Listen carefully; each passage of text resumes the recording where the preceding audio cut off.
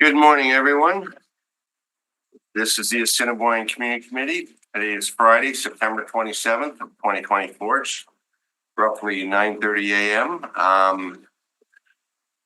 I'm Councillor Dobson. I'll be the chair for this meeting. We have with us Councillor Duncan and Councillor Lukes.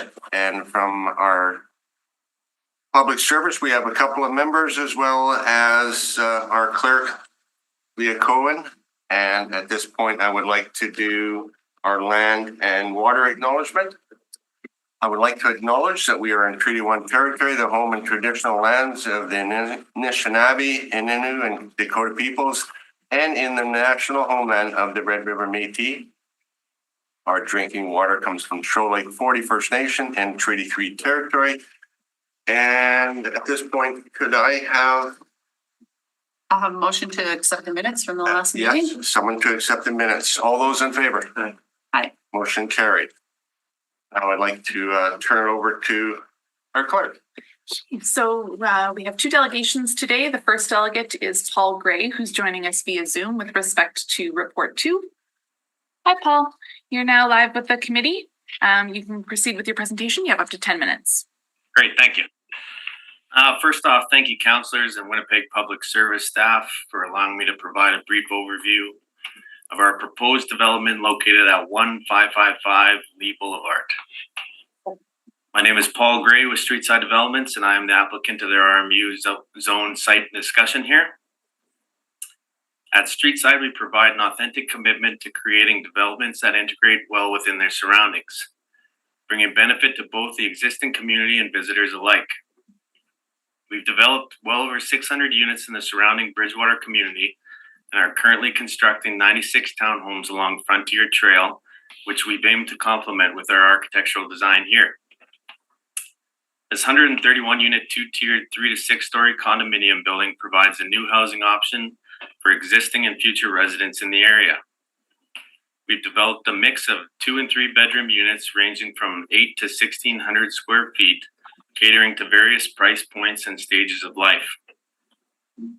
Suites on the main floor have been designed with walk-up access, which is popular amongst many buyers and helps to activate the street level, which is important in a vibrant mixed-use area such as this. We've stepped the building along Frontier Trail from 3 to 6-story configurations to create an attractive massing transition from our townhomes and the existing single-family homes being constructed to the north. The building is rich with amenities, offering an owner's lounge, a fitness facility, and a 3rd floor level rooftop patio. Our title has a registered cross-access agreement with the neighboring site to the east and has integrated access to the walking path located in the northeast corner of the site. All of our buildings are constructed with environmental sustainability and energy efficiency in mind. This building will outperform the requirements of the 2020 National Energy Code of Canada by at least 10% and has qualified for the Efficiency Manitoba New Building Program. Given our history of development in the area, we've got a good sense of the market demand for parking and have used this historical data to project anticipated requirements on the site.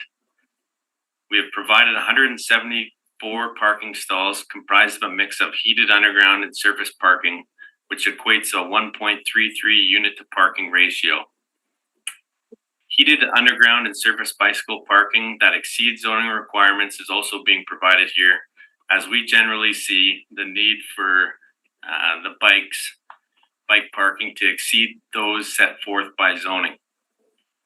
Public transit is currently available on Frontier Trail and is anticipated to expand along Lee Boulevard in the future once density is in place to support this use. A traffic study was completed by Stantec in 2019 prior to the Phase 1 plan of subdivision, which considered the zoning and use case of our lot, allowing primary and secondary access routes to be sized and constructed accordingly. Refuse locations can be a contentious issue, but here we'll be utilizing a semi-in-ground earth bin design, which addresses common concerns by improved appearance and superior containment, minimizing the potential for odor and pests. The refuse location is designed to meet City of Winnipeg requirements to ensure the property is eligible for future pickup. Community consultation is always important to us. We've had a billboard on site with our contact information for well over a year and reached out to our existing neighbor to the west to discuss our plans prior to submission. Lastly, our director approved variance orders are currently posted on site for the required 14-day posting period. And to date, I am unaware of any opposition to the minor variances being requested. Thanks again for allowing me the time today, and I will keep myself available for questions. Okay, thank you very much. Any questions? Hey, Councillor Duncan. The area council's going to go first. Sure. So this looks fantastic, right? Like this is the building looks fantastic. Just sort of help me with my bearings here on the staggered, okay, west. You know where it's tiered? So Correct. east and west. So where is that exactly? Okay, so if we're looking at the site plan, Yeah. we do label the 3-story and the 6-story. Oh, yeah. Got it. Okay. So yeah, we're going 3-story, starting in the north corner, and then 6-story, kind of stepping away from our townhomes, which are 3 stories, and the existing single family that's being constructed currently. Right. And then they will have access off of Lee Boulevard. Correct. So is that the only in and out is on Lee Boulevard? Correct. Yeah, there's currently a curb cut on Lee Boulevard where this approach would be located. Mhm. Okay, and I see the sidewalk is going in now, which Correct. hopefully it'll be intact. I'm sure you'll fix it if it doesn't. Yeah. No, so you're going to have it articulated like you're showing in the picture here. Correct. What I'm seeing is the way it's going to end up. Correct. Yeah, if you're familiar, I'm currently doing a 5-story building with a fairly similar appearance in Sage Creek. Right. I don't travel to Sage Creek that often. Fair enough. You Fair know, enough. I do go there to get my hair done. Okay, no, this is fantastic. Your parking ratio is interesting. That's fine. That's excellent. Tell me now, how many 3-bedroom units will there be? So we do see a lot of demand in the downsizer market right now. So close to half, if not more than half, will be 3-bedroom, but it's often used as a 2-bed plus den. And a lot of times that secondary bedroom is really just for visitors, guests, that type of use. Yeah, okay. And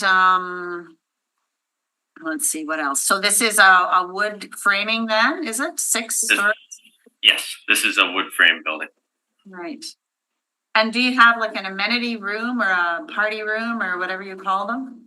Yeah, we've got a owner's lounge on the main floor, fitness facility on the main floor as well. Mm-hmm. We kind of like to locate them close to the lobby. So if, say, you're waiting for pickup, then you have a space to kind of utilize there. Sure. And then what is this material that you're using that looks like wood? So that's an extruded aluminum siding. Majority of this building will be a cement board siding, Right. but the vertical locations is extruded aluminum. And next time you're getting your hair done in Sage Creek, that's the same product that we're using on the building on Burning Glass Road. Okay.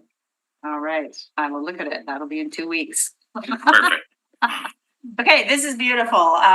You know, and Street Side does beautiful work. We've, as you know, you've done a lot in the neighborhood.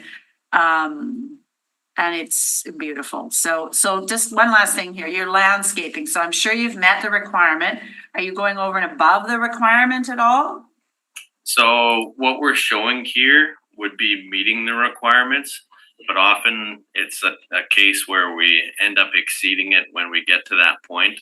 We'll never do anything less than minimum, but if there's opportunity to improve the appearance of the building, then we're certainly gonna pursue that. Okay, yeah, I don't have, okay, last question. When are you starting? So assuming our variances go without opposition, I'm hoping to be in the ground early next year, Early next year, okay.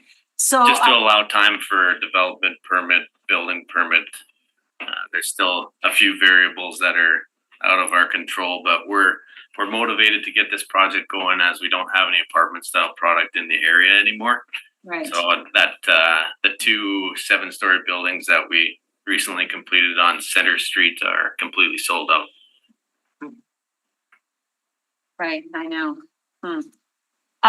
Okay, and then we didn't have much problem across the street, but we've got a high school and an elementary school there, and it's a happening place during school hours. So most of your access then really is in and off of Lee Boulevard, right, to build the thing? Correct. Yeah. Construction access will be off Lee Boulevard because, as you mentioned, the sidewalk is going in currently. Yeah, So we'll want to be minimizing any sort of replacement that we'll be responsible to handle. yeah, you know what, I mean, I have no more questions, it's a beautiful development, it's beautiful, you do great work, and the community loves it, so I have no more questions, thank you. I appreciate your comments. Thank you. Okay, Councilor Duncan. No, I was gonna ask about the proximity to Councilor Luke's hairdresser, and I got that answer, so thank you. Okay. If I could ask one question, the bicycle parking, is that underground? It's a mix of underground and surface. So we also provide storage lockers, and we find a lot of if it's going to be a long period of time before somebody's going to be using their bike, that's where they're going to keep it. It's a little more secure, but we do offer bicycle parking in both the parking garage and on the surface level. Okay, well, my concern was in the garage because that's much more secure if you're coming and going on your bicycle. That's a good thing. Yeah, definitely. And even we do offer individual bike racks if they want to put them in their underground parking stall at the front. They're off the ground. A little more, security for the owner as well. That's wonderful. Thank you. Yeah. I do have one more point, okay, and I just want to, I can't see it written in here, but I've been having them written into my agreements because I think that they're important. And I don't know if it's too late to put this in there, but this is related to the vegetation, okay? So we've been including this statement, like X number of trees should be planted along the whatever property line, and thereafter maintained to the satisfaction of the director of planning. Is that in here? And I'll just, do you know what that means? I'd like you to elaborate on that because we do, Sure. it is a condo corporation, so it is eventually turned over to the owner. So it would be, if that is that in perpetuity? Because if it is, I would want to be drawing attention to that in our condominium declaration. Sure, so just let me just pull it up here, I'll just send it to you guys. Yeah, okay, Okay, so just Service give has us an a answer minute here. Hey, do you have an answer? That is in the original zoning agreement on the property where it requires plan approval. It says that it shall be developed and thereafter maintained to the satisfaction of the director. So any What will landscaping- be, like the landscaping? Yeah, all the landscaping be maintained to the satisfaction of the director. So if trees die, the city has the ability to enforce and to request that they replant those trees. Okay, so did you hear that? I did. Okay, so Yeah, that, and honestly, condominium owners they're on it with the landscaping. They want their property showing well too as well. So I don't foresee that being an issue. are all the units condos? These are all condos, yeah, no rental units. Okay, so, yeah, because sometimes what I've had happen is folks put in a stick that doesn't take and then it dies and it just what's the point, right? So I'd like to have this, I don't know, is that a mandatory statement, planning department or? It's already caveated on the property. Right, but in all, It's pretty standard. it's pretty standard? Okay.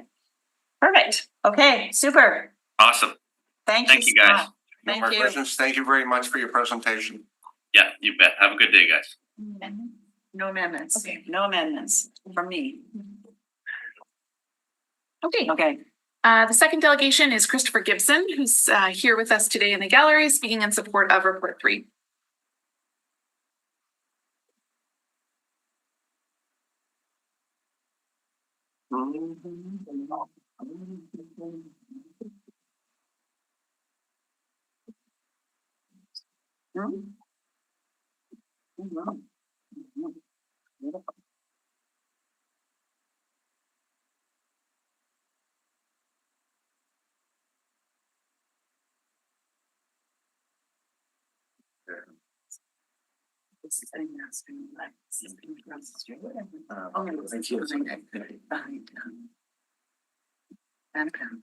Thanks, Chief.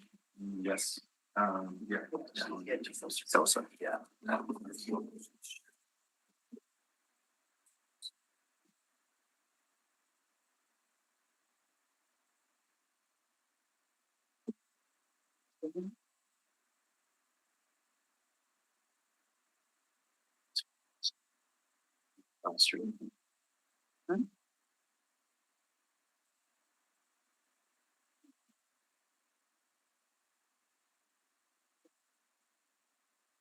It's okay.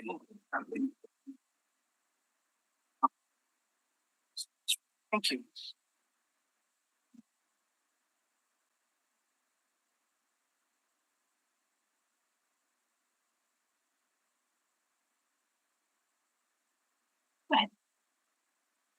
Good morning, everyone, and thank you for the opportunity to present and speak to our second phase project, Seasons 2 in the Tuxedo, Seasons of Tuxedo area.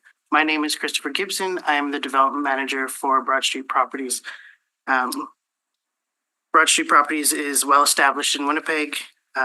We have over 3,000 units within the city, and I believe that's 17 projects in total, with a few more in the development phases. Today, I'm seeking a plan approval for our Seasons 2 project located just north of our existing Seasons 1 development, with a construction start of June 1st, anticipated June 1st next year. The report in your package gave a good overview of and summary of our development. So I won't go over into too much details, but I have the site plan up here, and I'll share a few highlights with you today. So the development will be 2 6-story apartment buildings with a total of 153 units, mix of 1, 2, and 3 bedrooms. We have 217 parking spaces. We have provided a parking management application for a relaxation of 17 parking stalls, which we do not foresee to be any issue within our development. This is down from a 1.5 requirement to a 1.42 requirement. The buildings currently are oriented towards the public roads, or the private roads of West Road and the private existing internal road.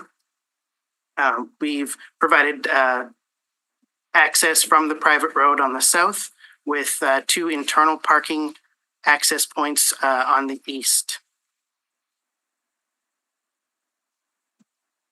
The building heights for this development are, for both buildings, are 67.3 feet to the roof ridge. We've gone through extensive discussions with the parent developer of Seasons of Tuxedo to create a cohesive project that from the Hyatt Hotel to our current Seasons 1 development. So the materials on the building are kind of a blend between the current development and the Hyatt Hotel. So for each building, there's either a walkout patio on the main floor or a balcony provided for each unit. Currently, we have, we're proposing a centrally located bike area as well as amenity space. So that will include dog run, community gardens, playground, and covered seating area. For the landscaping, we're above the required trees and shrubs. So on this site, we will be providing 49 trees, a mix of trees for seasonality, as well as shrubs of varying types. We also include grass and natural turf, as well as rock mulch. Part of our discussions with the parent developer were ensuring that we connected well to the existing network and the anticipated network within the development, and connecting to the outside development. So right now we have the internal circulation here showing of our pedestrian walkway with AT path. As mentioned, we are providing bike parking so that people can engage with our provided AT paths, as well to connecting areas within the Seasons and South Winnipeg. There are bus routes located less than 50 meters to the south of our building, just adjacent to our Seasons 1 development. These run 7 days a week, and they connect to the University of Manitoba and all the way to Polo Park area. And that's my presentation. Thank you very much, Councillor Duncan. Yeah, thank you very much for that. Looks great. However, and I've brought this up on a few occasions, the concrete jungle that is parking. I appreciate that you have, a lot of parking for the residents who are going to be there, but is there any other options of not having it so densely? Asphalty. Yeah, I mean, like. Let's look at the picture again. And this is only looking at this development. It's not to mention that there's another development right beside it with more. And then there's the rec room parking lot. And then there's the structure 2 parking lot. And it's. We looked at reducing it in discussions with the parent developer. They were more comfortable with making sure that we were providing parking for our residents, so it did not spill over. We can go back and look for a deeper reduction. We do still need to keep an operation for our tenants, and as we own and retain all of our developments, we do have a vast variety of data that support that we can reduce to possibly 1-to-1 ratio. Again, this is through our discussions with the parent developer. It is in our contract of purchase that we have an adequate amount of parking for the tenants without it spilling over to their development. So no, there are no options other than just going to a 1-to-1. This would have to be discussion with our both legal teams between ours and the parent developer if we were to go into a little bit more of a deeper reduction. Okay. And then my other question, Councillor, was that the AT path through there and the connection to Fort White. That absolutely exists and is a route that Fort White is amicable to being utilized. Which one are you talking about here? The one down in the bottom. Bottom corner. Right. This is a very uninformal pathway that people have been using to connect to the existing routes there. Okay. At this time, there hasn't been any responses from Fort White to extend any type of formal gravel pathway through their site to the existing, but I will continue trying to So what is it? Like, is it just, it's an open gate or what is it? We do have our fence line and there's like a little space that people have been walking through. So And Fort White knows this? I'm not aware that they have been aware of that. So I believe it's been there by many people walking south. Right, but they just walk into the field. There's no pathway there, right? Right below, I believe there is a circular pathway. It's probably like a couple meters away. That's weird. So, Because, well, I guess they're always worked up about, after hours stuff Mhm. because they've got, a huge investment there. But they must enter in on Thundering Bison. It doesn't close, right? So Yeah, I brought this up I don't know. in our lock it. prior discussion. It's definitely not a formal like entrance there. They have definitely trees and whatnot. I just Hmm. if you're gonna advertise this as a network that connects to something. yeah, no, it is part of my email discussion that I'm trying to get with Fort White to see if we can discuss any type of So them. you're talking to Fort White then? I've sent out an email. I haven't heard a response yet. Okay, So, because we talked to them a lot. We had a lot Yeah. going on with them, so. yeah, we do have, there's an existing sidewalk in the development that goes right between our proposed development and our seasons one. That just kind of abuts at their lands, and that would be a great spot for a connection, a gravel connection there, which is part of my discussion.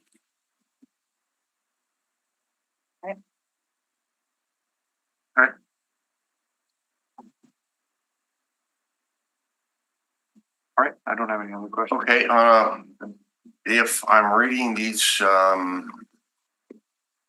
blueprints correctly, all of your shrubbery is higher than required. Am I correct? Yes. Which is, of course, a positive thing due to its location. I just thought I'd make that point out. That's all the questions I have. Any other questions, councilors? Okay, thank you very much for your presentation. Thank you.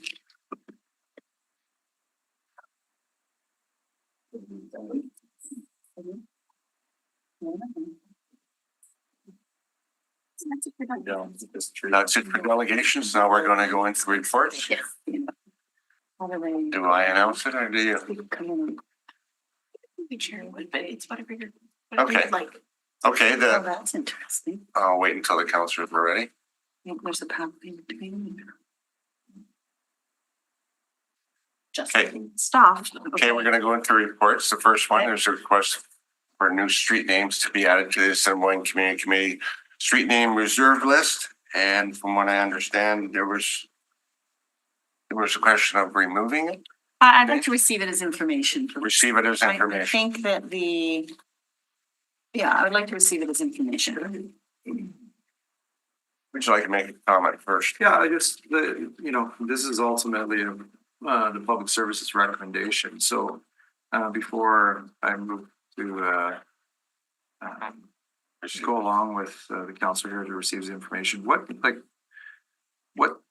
work goes into vetting these names?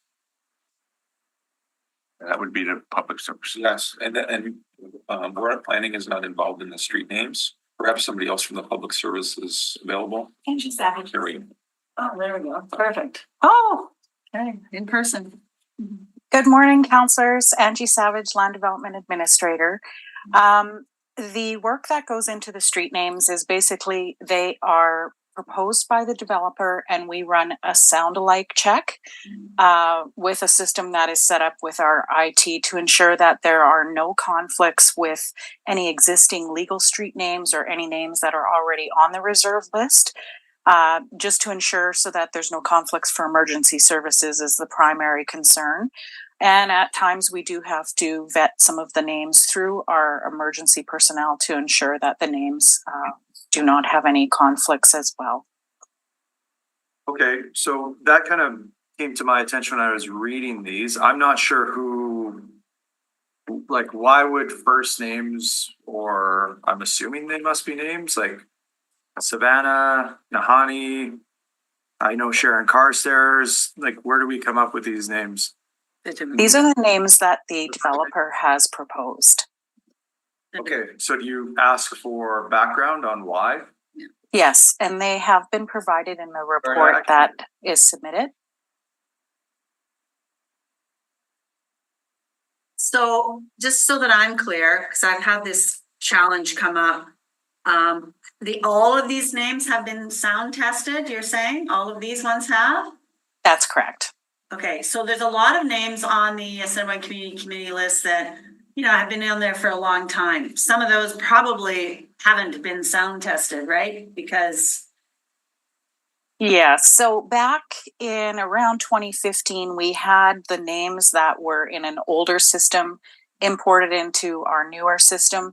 So when we provide the list to our developers to select names from, they know that we still have to perform sound checks on the ones that are in there because there's over like 2,800 names. So we just have not had time to go through all the ones that are in there. So we deal with them as they come up. could you, Angie, send us, the community committee here, could you send us the current list of names for our ACC? Absolutely, I can. Perfect. Okay. Sorry, Okay. I have one other question. Sure. So specifically to the Nahani one, I'm looking at the notes here. Is it our practice to name streets after sitting elected representatives in a, let's call a spade here, the current government of Manitoba?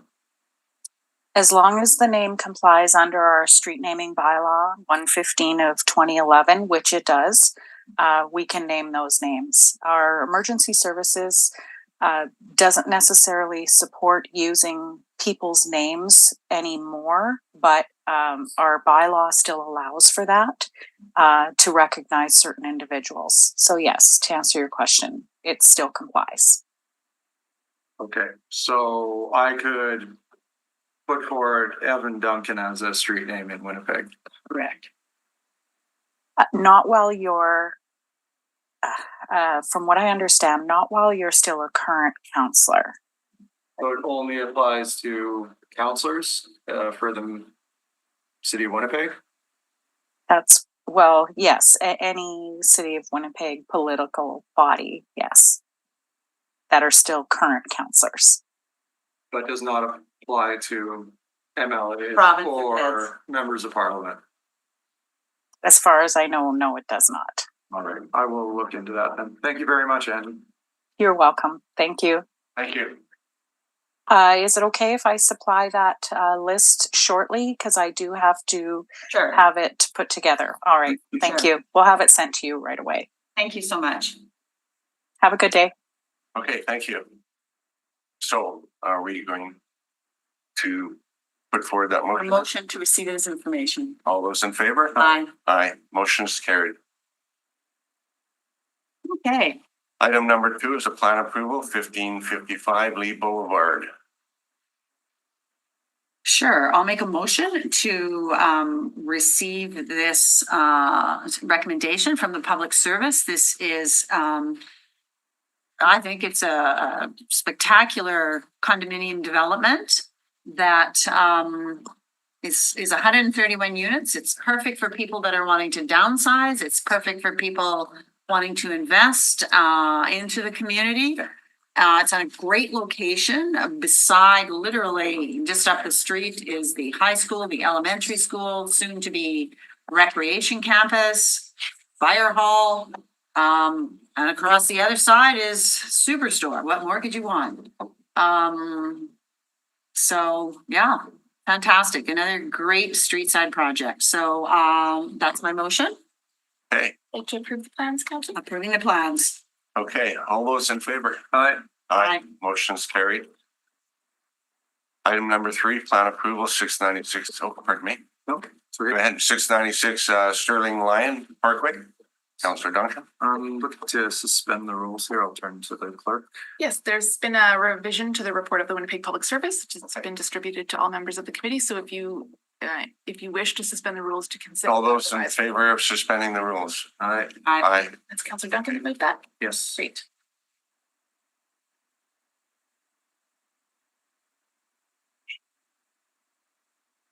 Have to tell us what it is, 'cause I don't have my Outlook open.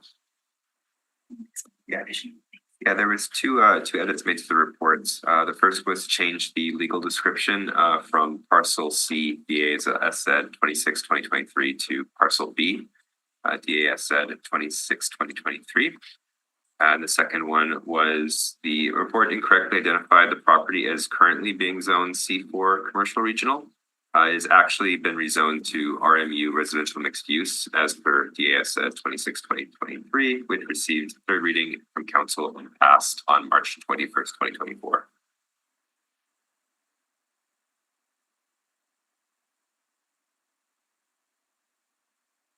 Thank you very much.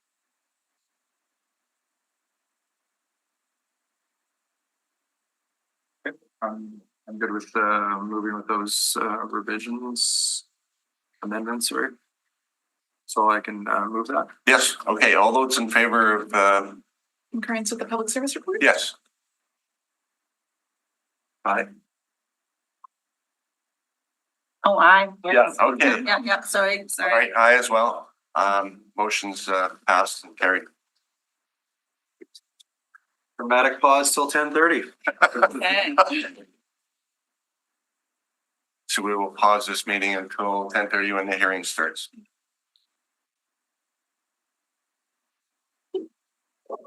Good morning again, everyone. This is the Assiniboine Community Committee. Right now, we're doing the hearing portion of our committee. I would be the chairperson today. I'm the Councillor Dobson, and we have with us Councillors Duncan and Councillors Lukes. From our City Clerk's Department, Leah Cohen, and from our Public Service, we have 3 members. I would like to, I guess, do the land and water acknowledgement. I would like to acknowledge that we are on Treaty 1 territory, the home and traditional lands of the Anishinaabe, Innu, and Dakota peoples, and in the national homeland of the Red River Métis. Our drinking water comes from Shoal Lake First 40 First Nation and Treaty 3 territory. And I think I'll pass it on to the clerk. In accordance with the City of Winnipeg Charter and the Development Procedures Bylaw, the process the committee will follow is the applicant will be heard first, followed by those in support of the application. Next, those registered in opposition are heard, followed by those registered for information. Finally, the applicant may return to speak in rebuttal to comments made. However, no new information is permitted. Please note that when your name is called, it is your opportunity to speak. However, you are not obligated to do so. For a more in-depth overview of the public hearing process and other information pertaining to what happens before, during, and after a public hearing, please consult the City Clerk's Department website. Please note that all public hearings are recorded and will be part of the public record. Should you have any questions after the hearings have concluded, please contact the City Clerk's Department. Item 1 is the proposed closing of portions of Medina Avenue, Lee Boulevard, and Formby Avenue, east of Kenaston Boulevard, under file DAC 3 of 2024. In accordance with the City of Winnipeg Charter and the Development Procedures Bylaw, this is a combined hearing, and the following items will also be heard at the same time. Namely, item 2 is a subdivision and rezoning located east of Kenaston Boulevard and south of Joe Keeper Way, under file DASZ 35 of 2024. Item 3 is a variance located east of Kenaston Boulevard and south of Joe Keeper Way, under file DAB 175792 of 2024D. Please note additional communications were received in support of and with respect to the matter after the agenda was published, which have been distributed to all members of the committee. All participants have been muted and will only be permitted to speak when called upon. Once you have been heard, you can either remain in the Zoom meeting or leave and continue to watch live via the city's YouTube channel. If any Zoom participants are currently watching the live meeting on YouTube, please mute the YouTube audio now. If you'd like a brief overview from the public service. Thank you. Morning, councillors. The subject site is located east of Kenaston Boulevard and south of Joe Keeper Way. It is in the Waverly West B neighborhood of the Waverly West Ward. The site is approximately 114 acres in size. It is mostly vacant land and is currently zoned A agricultural. This land is located in the Established Neighborhoods Recent Communities Policy Area under the Complete Communities Direction Strategy 2.0 and is also falls under the Waverly West Neighborhood B Secondary Plan. The applicant is proposing to subdivide the existing lots and create a total of 18 blocks, 155 lots, 2 public reserves, new public streets, and lane. The new lots will be zoned a mixture of R1 residential single family, R2 residential 2-family, RMF residential multifamily, EI educational and institutional, and PR arts and recreation zoning districts. This development is in the applicant's 4th phase of development in the Waverly West B neighborhood. The subdivision and rezoning is primarily to accommodate future residential development. However, the one proposed EI educational and institutional lot is intended to accommodate a place of worship use.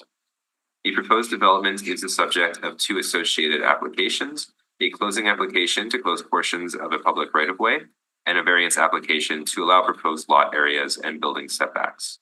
With respect to the subject subdivision and rezoning application and the associated variance application, the public service is supportive because the proposal aligns with the policies in the Waverly West Neighborhood B Secondary Plan. The public service recommends approval, subject to the applicant entering into a servicing agreement as well as a zoning agreement. This recommended zoning agreement and required plan approval for development of the proposed RMF and EI zoned lots. This concludes the summary for the public service. Okay, thank you very much. Any questions from the No, this part's pretty clear. I mean, we have to close the road so we can move on to the next part. So. And yeah, I have no problems with this. Just give me 1 second here.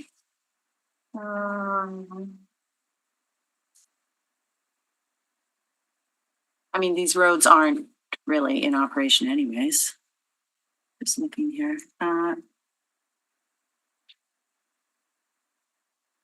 So these are just right of ways that need to be closed. Okay, so no questions on my end. Okay, Councillor Duncan, any questions? I have no questions as well. Okay. The project looks great. Okay, so now we make a motion on this one, separate and independent from the others? No, it's a combined hearing, so Okay. all 3 are heard at the same time. Oh, okay, Yeah. okay. So what do we do about this one? Just leave it now, we hear the next? If you'd like to hear from the applicant, they'll speak to all 3. They'll speak to all 3 matters. Okay, perfect. Okay, so it's combined hearing, so. Can we hear from public service on all 3 first and then they? Okay. That worked for you. Yeah. Well, the East of Kenniston Boulevard and Joe Keeper Way.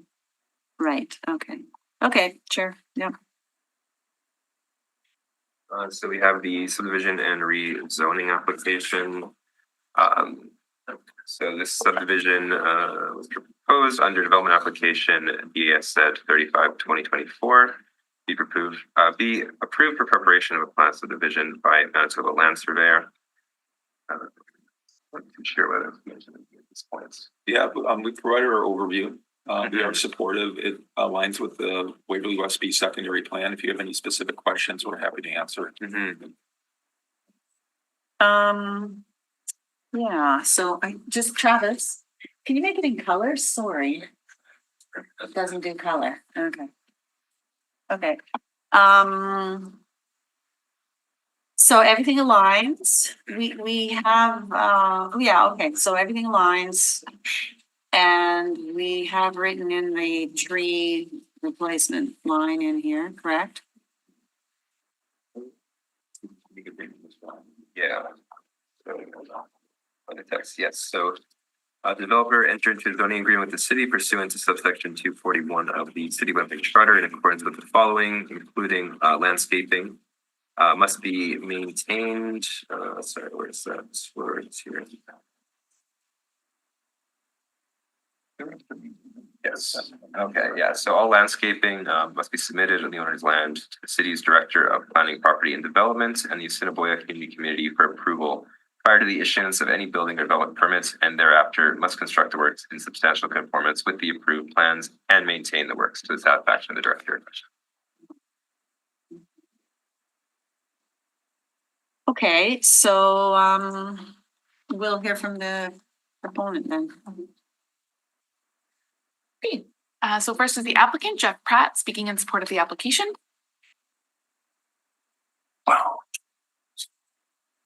Able speaking together? Yeah. And he'll be joined by Brian Ward, also in support of the application.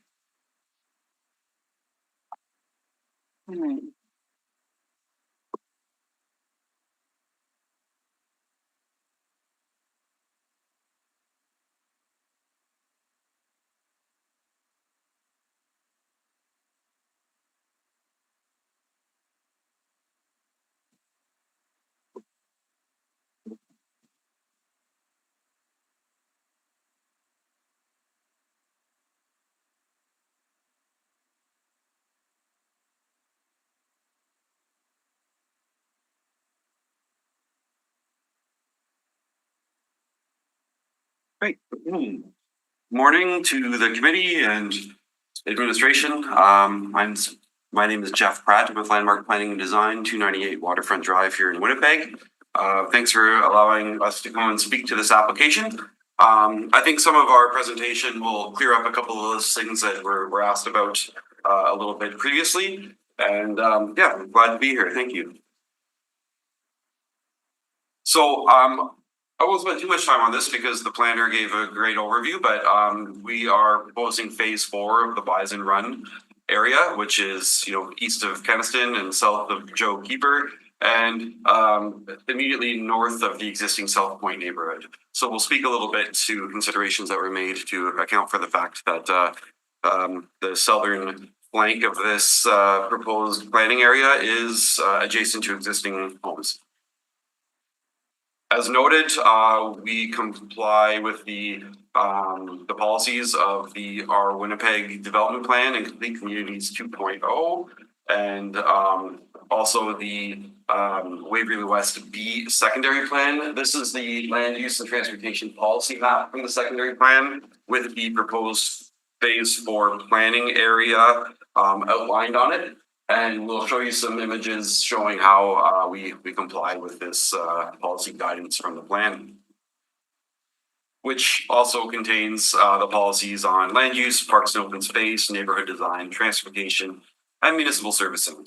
Of note, maybe I'll go back to this one. You'll see that the large majority of the planning area is comprised of the lower density residential designation. There's also some medium density, and we'll speak a little bit to some of the unique considerations due to the fact that there's a little bit of that Lee Boulevard Estates designation in this planning area as well.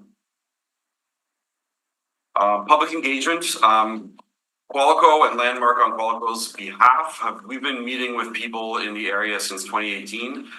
We've had public open houses for all phases of the development. We've had many meetings with residents of Lee Boulevard and Cadboro. So we've been in the mix for over 5 years now, and getting a good sense of community concerns and considerations. We did have a specific open house for this application back in May. About 40 to 50 people attended.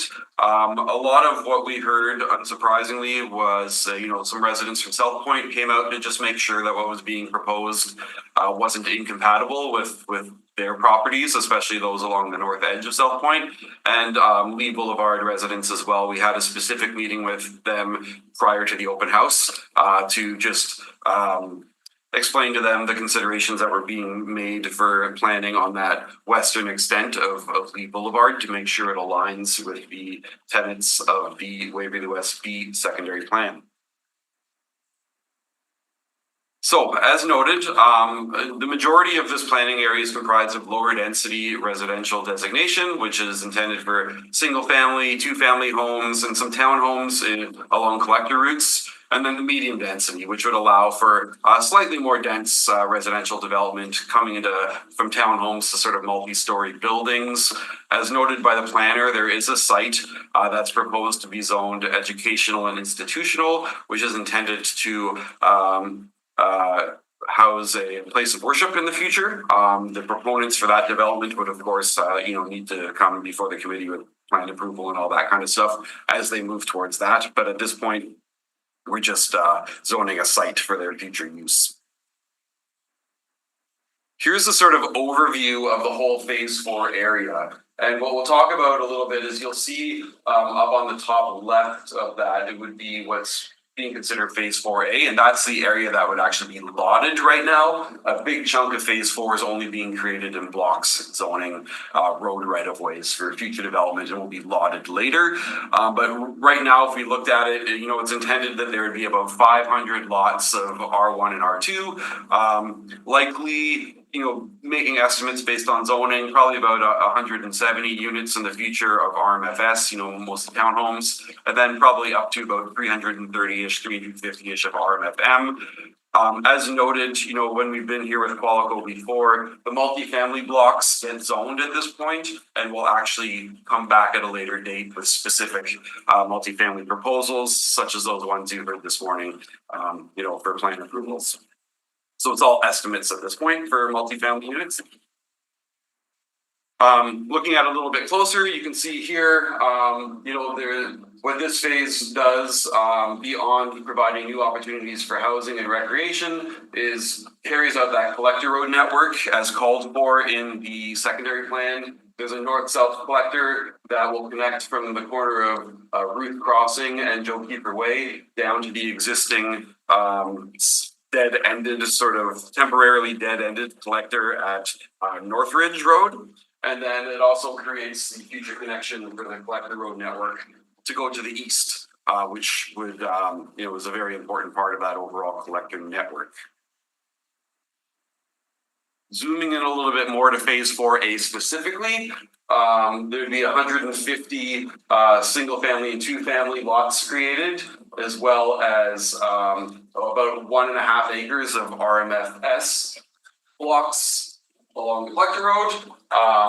3 RMFM parcels that, you know, potentially could accommodate around 330-ish units perhaps, just using a zoning estimate. And then shown in purple there, the lot for a future place of worship.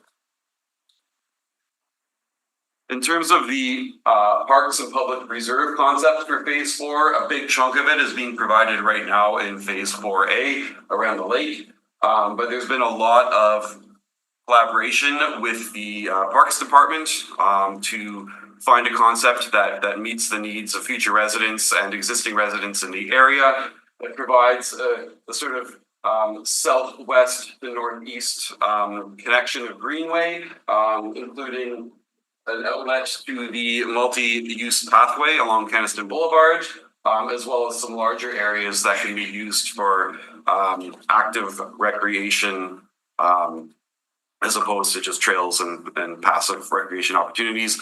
There's about 8.6 acres of public reserve being zoned as part of this application. Also noting that a 4-acre park is co-located immediately adjacent to the future place of worship site to allow for you know, events to be conducted and that kind of thing. A big consideration for this application, because it includes a little bit and is immediately adjacent to the Lee Boulevard Estates designation, is to make sure that the western extent of Lee Boulevard is not designed in a way that would create a lot of cut-through traffic. So part of the secondary plan calls for Lee Boulevard to be a local street and not be a shortcut. So as you can see here, Lee Boulevard would sort of go into a cul-de-sac, and then there's a very circuitous network of collector roads leading to the, of local roads leading to the collector. So it's designed in a way that it would serve the existing Lee Boulevard residences and have 2 points of access for fire protection, etc., but would not be an attractive shortcut route for people coming into the neighborhood. It would be far more advantageous for motorists to use the collector road network unless they are actually visiting a property on Lee Boulevard. And also one of the tenets of the secondary plan is to have large residential single-family estate lots in the Lee Boulevard Estates area. So you'll see, while not being allotted specifically as part of this application, the block is being created to accommodate 4 large estate lots, which are really quite large for city standards. The minimum lot size in R1E is 20,000 square feet, whereas the the minimums in R1S and R1M are 2,500 and 3,500 respectively. So these are quite large lots designed to fit the character of that Lee Boulevard Estates area. There's a few variances requested as part of this application as noted by the planner. Maybe I'll note the first two.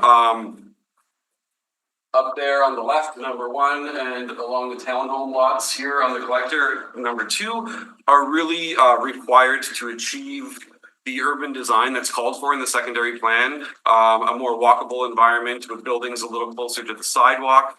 We're asking to have the front yard reduced to 15 feet on R2 and RMFS lots to match what's allowed for rear lane served single family and provide an attractive streetscape along those stretches. Variance number 3 pertains to setbacks. Extension for 5 minutes. Thank you. I'll try to be very efficient here. Pertains to the setbacks along the water retention ponds. This is a very standard variance to request in new neighborhoods. That's generally supported by Water and Waste as long as there's an engineering recommendation to do so. And then finally, number 4, we had to do an inset here because it's a little farther down. Immediately north of South Point along Northridge Road, there's one single family lot there that requires a variance due to the special boundary conditions. It's just a little smaller than the other existing lots in South Point in that area, so it triggers a variance. But it is just to accommodate a single family lot there. Finally, 2 variances required for the residual parcels that are still zoned agriculture, require a 40-acre minimum, and as such, they need variances, but they'll be included in future phases of Bison Run. Okay, just say that one again. So there's 2 little orphan parcels that don't meet the 40-acre minimum size of agriculture zoning. Okay. So every application we've done in Bison Run has had at least a couple of these where Right. they'll just be tied into the future applications. Right. It's more of a technicality than anything else. Okay. As mentioned earlier, there's the 3 right-of-way closures, with the exception of a small amount of Lee Boulevard. These are all just right-of-ways on paper. They're not actually any roads. They're just being tied into the new development. Most people will completely be unaware that anything even happened. Now we get into the more little complicated thing. As noted, the Public Service has a positive recommendation for this. One of the stipulations being to enter into the servicing and zoning agreements. There's a few relatively minor requests that Qualico would like to make to have a couple minor changes made to the report. So we'll kind of talk through those. Brian is here if there's any very specific questions. The first one relates to private approaches on collector roads, which I think everyone agrees would not be something that normally happens. However, there's a bit of a unique instance in this development, sort of shown in that red circle, a very small portion where to have the development look the way it would look. We just need to note a proposed change to the ACG report where currently it says there's no private approaches serving single family or 2-family residential development off of collector streets with 22 meters or greater width. We would just ask, shown in blue there, accepting the east end of block 14 to a maximum of 60 meters. And that would be because, perhaps 4 lots with front driveways. B, no private approaches off Keniston Boulevard. Everyone agrees with that. That's fine. Then that last one, we're asking that it be removed. Basically what it says is that there's no private approaches serving R2 unless they have a joint use approach. And in Qualico's experience working with some, more unique forms of development, they just are a little concerned that might prevent certain types of housing forms from being achieved in the future. All approaches onto the roads will have to be approved by Public Works. So there's just a feeling that just to have that in their development agreement might be too restrictive, because it would require coming back and asking for an amendment if there was a housing typology that maybe Brian could speak into more detail that might not meet that. you want to go through them first and then ask questions or go? Well, I'd like to ask a question now. Yeah. How are those other houses accessing, what are they, the other ones on the street? Which other ones? Across from the driveways? Yeah, Like when you move farther in? yeah, on both sides. So, sorry, can you go back to the other map? Yeah, definitely. So the homes directly across from the driveways that we're asking for permission to build are served by the back lane. Right. So they're back lane So that one access. is, right, but And further, as you go further south, it's front drive on both sides of the street and it becomes a local street. So the scale of the street decreases. okay, at because this it's a bulb out, So so. yeah, really like up to this point, it's. And this drawing doesn't show it, but from this intersection that's shown on the bottom of the drawing going up, which isn't north probably, but going up on this drawing, the road will actually be a little bit wider than shown on this drawing because it will have to be built to meet a minor collector cross section. And so there's likely to be two driveways before the intersection. After the intersection, or as we go through the intersection, it transitions to a local street, both as you So as you go back to continue the each previous direction. slide there. Yep. So you're saying then that basically everything west of your circle converts to a local? It is a local after Right. that And it intersection. kind of, at the intersection, it turns into a collector, Right, so at the intersection, the street will widen. right? And it will technically Right. need to be built at a collector scale because the traffic count Right, between that intersection and the actual collector sure, because route it's pulling out from, is a little bit higher than we would normally allow for a local. So I don't have a concern building it as a collector. I think it will be great actually to have a little additional on-street parking in front of the back lane served homes on the south side of that block. Across from the park, I think that makes sense. But we would ask for permission to have those two homes with front driveways onto that street just east of the intersection. okay, so go to the other slide there. So are the ones, the southern ones, are they on a collector or a local? They're right at the intersection. I mean, I guess it depends how you want to interpret it. I would interpret it to my benefit saying they're on a local. I don't Yeah, know what. sure. These lots are drawn at about 36 feet wide. Lots backing onto a park like these would likely be larger. I think they'd be much closer to 40 or 45 feet wide.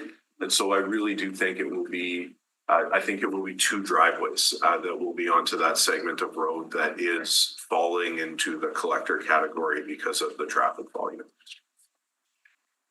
And we're not worried about backing on at an intersection? No, it's not an uncommon scenario in a local street network. Okay, so that's one request that you have? Yeah. Okay, And then the second one that Jeff is on the same slide is removing C. And that really has to do with building duplexes that don't have driveways paired at the center. And so if we have a duplex product where the driveways are pushed to the outside of the building, so the driveways are split, this provision would prohibit that. So we wouldn't be able to have that orientation. And what we believe is that is an option that we'd like to have to try to keep a gap between the driveways rather than always pairing them. okay, so you want a gap, We want the ability to consider that. and this says no gap? This says no gap. This says we always have to pair driveways. So that would mean that when we build a duplex, the Right, two garages with a front drive would always be pushed to Right. the middle rather than allowing them to be at the outsides and the front entries paired in the middle. and why do you like that?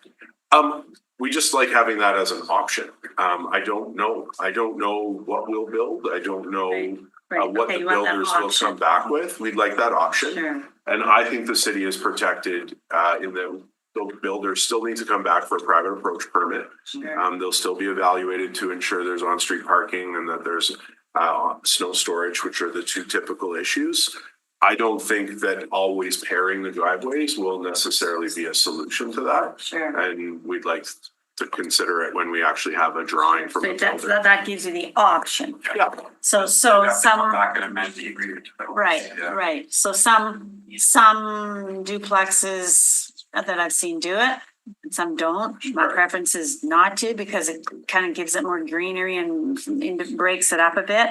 But I hear you when you want that option because it depends on the developer or the builder. Depends on the builder and the design and the location of the lots. Some of our, in earlier phases of Bison Run, we have some duplex lots that are reverse pies, and they're actually, quite wide at the front. If we ended up with duplex lots that are front drive, that are reverse pies or different shapes, they're not always perfect rectangles.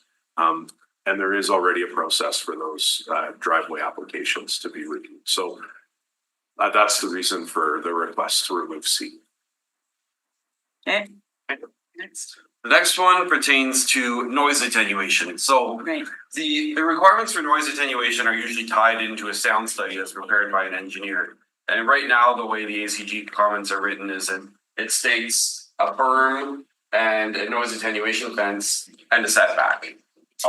The proposed ask would be to basically lean a little bit more on what the noise study says. So to take out the requirement for a noise attenuation fence and say that a berm is required, and then instead of mandating the setback, to ask for the rear yard setback to be as per the approved noise study. So what the engineering analysis says is required to meet the decibel requirement in the backyard.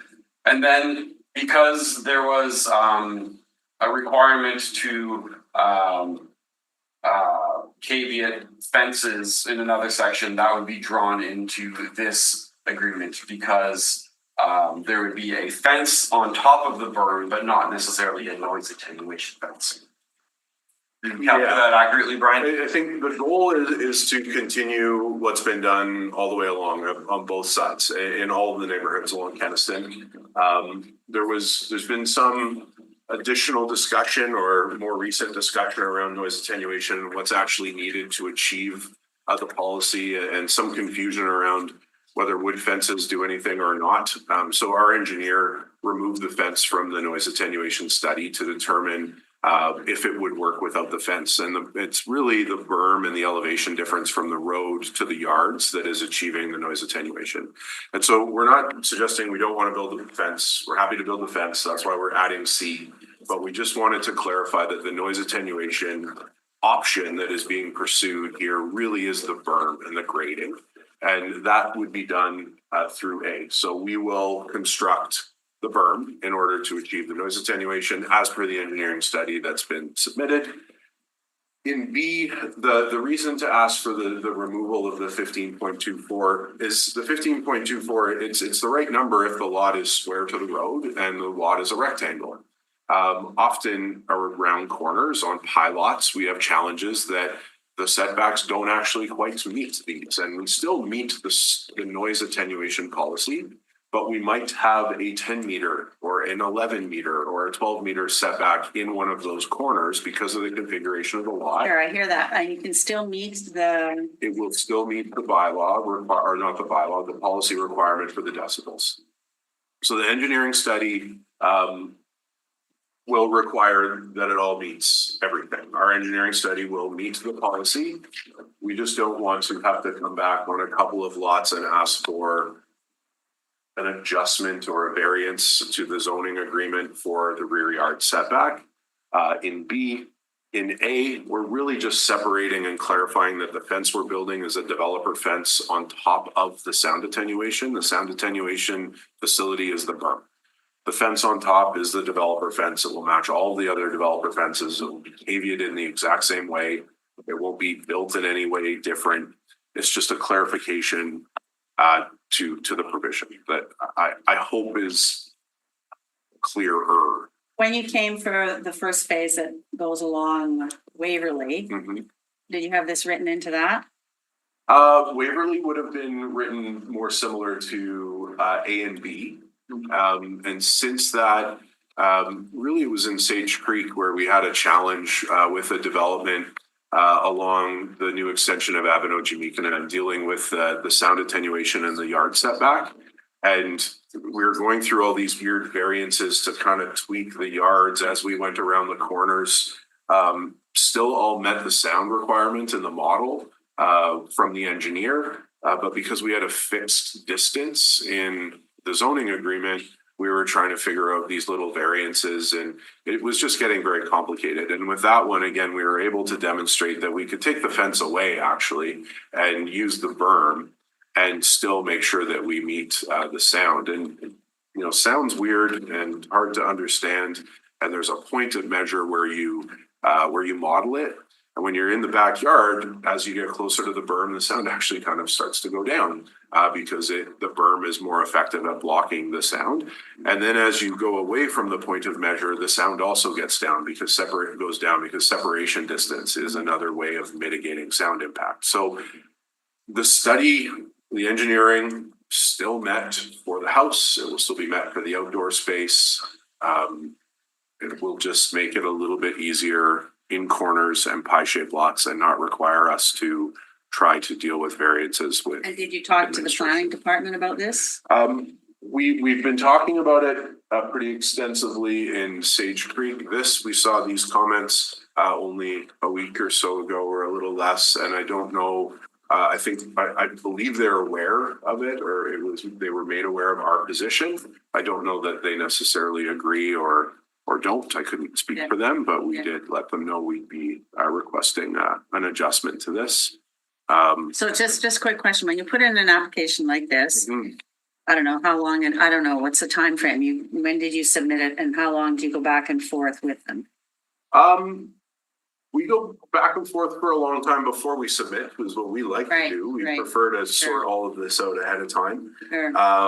And then this application would have been submitted this spring, I believe it was in May. And then depends on the department, how much back and you all right? Oh, yeah. The chair's gonna flip back. I wasn't actually gonna spill, but. That was gonna be a YouTube minute we were all gonna have to go find later. Okay. It's different with each department on how much we go back and forth and when we get their comments. Some of the comments that we receive, we don't see until really the report is published, or virtually before that, depending on how often or frequent or early the comments make it to the land development group who coordinate the report. Okay, like it just sort of, if you submitted it in the spring, wasn't there enough time to talk about this between spring and now? Yes. Okay. Okay, let's do next one. Any questions on this? Okay. The next one relates to Schedule D, the sidewalk plan that was in the report. We have a slide here, but we also have a handout too that we could provide for maybe easier access. Do we have handouts for everybody? Yes, yeah, because we put together a package of all the ECG.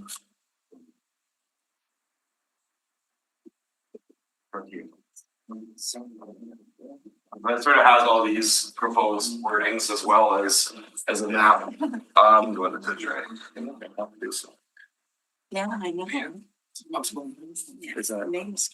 Brian can speak to some of the specifics, but generally speaking, you know, Qualico likes to have a neighborhood that is accessible easily for people on foot, bikes, etc. And they have some experience based on what they've done in the past where they feel that, you know, maybe sidewalks aren't the most appropriate in all locations. So I'll let Brian speak to it a little bit. But, you know, the intent is to provide a very thorough network of multi-use trails and sidewalks, but they are asking for a few little tweaks to the map. So, Brian, did you want to speak to some of the specifics? Yeah, and I guess this would have been one of the comments that we received, I think end of last week, when we would have seen the proposal from the city for the trails and sidewalks and how they may or may not have differed from what we provided in our application. And the biggest difference, and you know, there's the red lines are the ones that were in the report, so within the schedule to the ACG report, which includes some that we would have proposed in our application and some additional. There was no real You want the green ones and not the red ones, is that what the and so what we've then gone through is highlighted the ones from the schedule in green that we think make sense, which is again a combination of the ones that we applied for and some additional that were recommended from the public service. And at a very general level, the ones that we have not highlighted in green are sidewalks that are front drives or principally front drive sidewalks.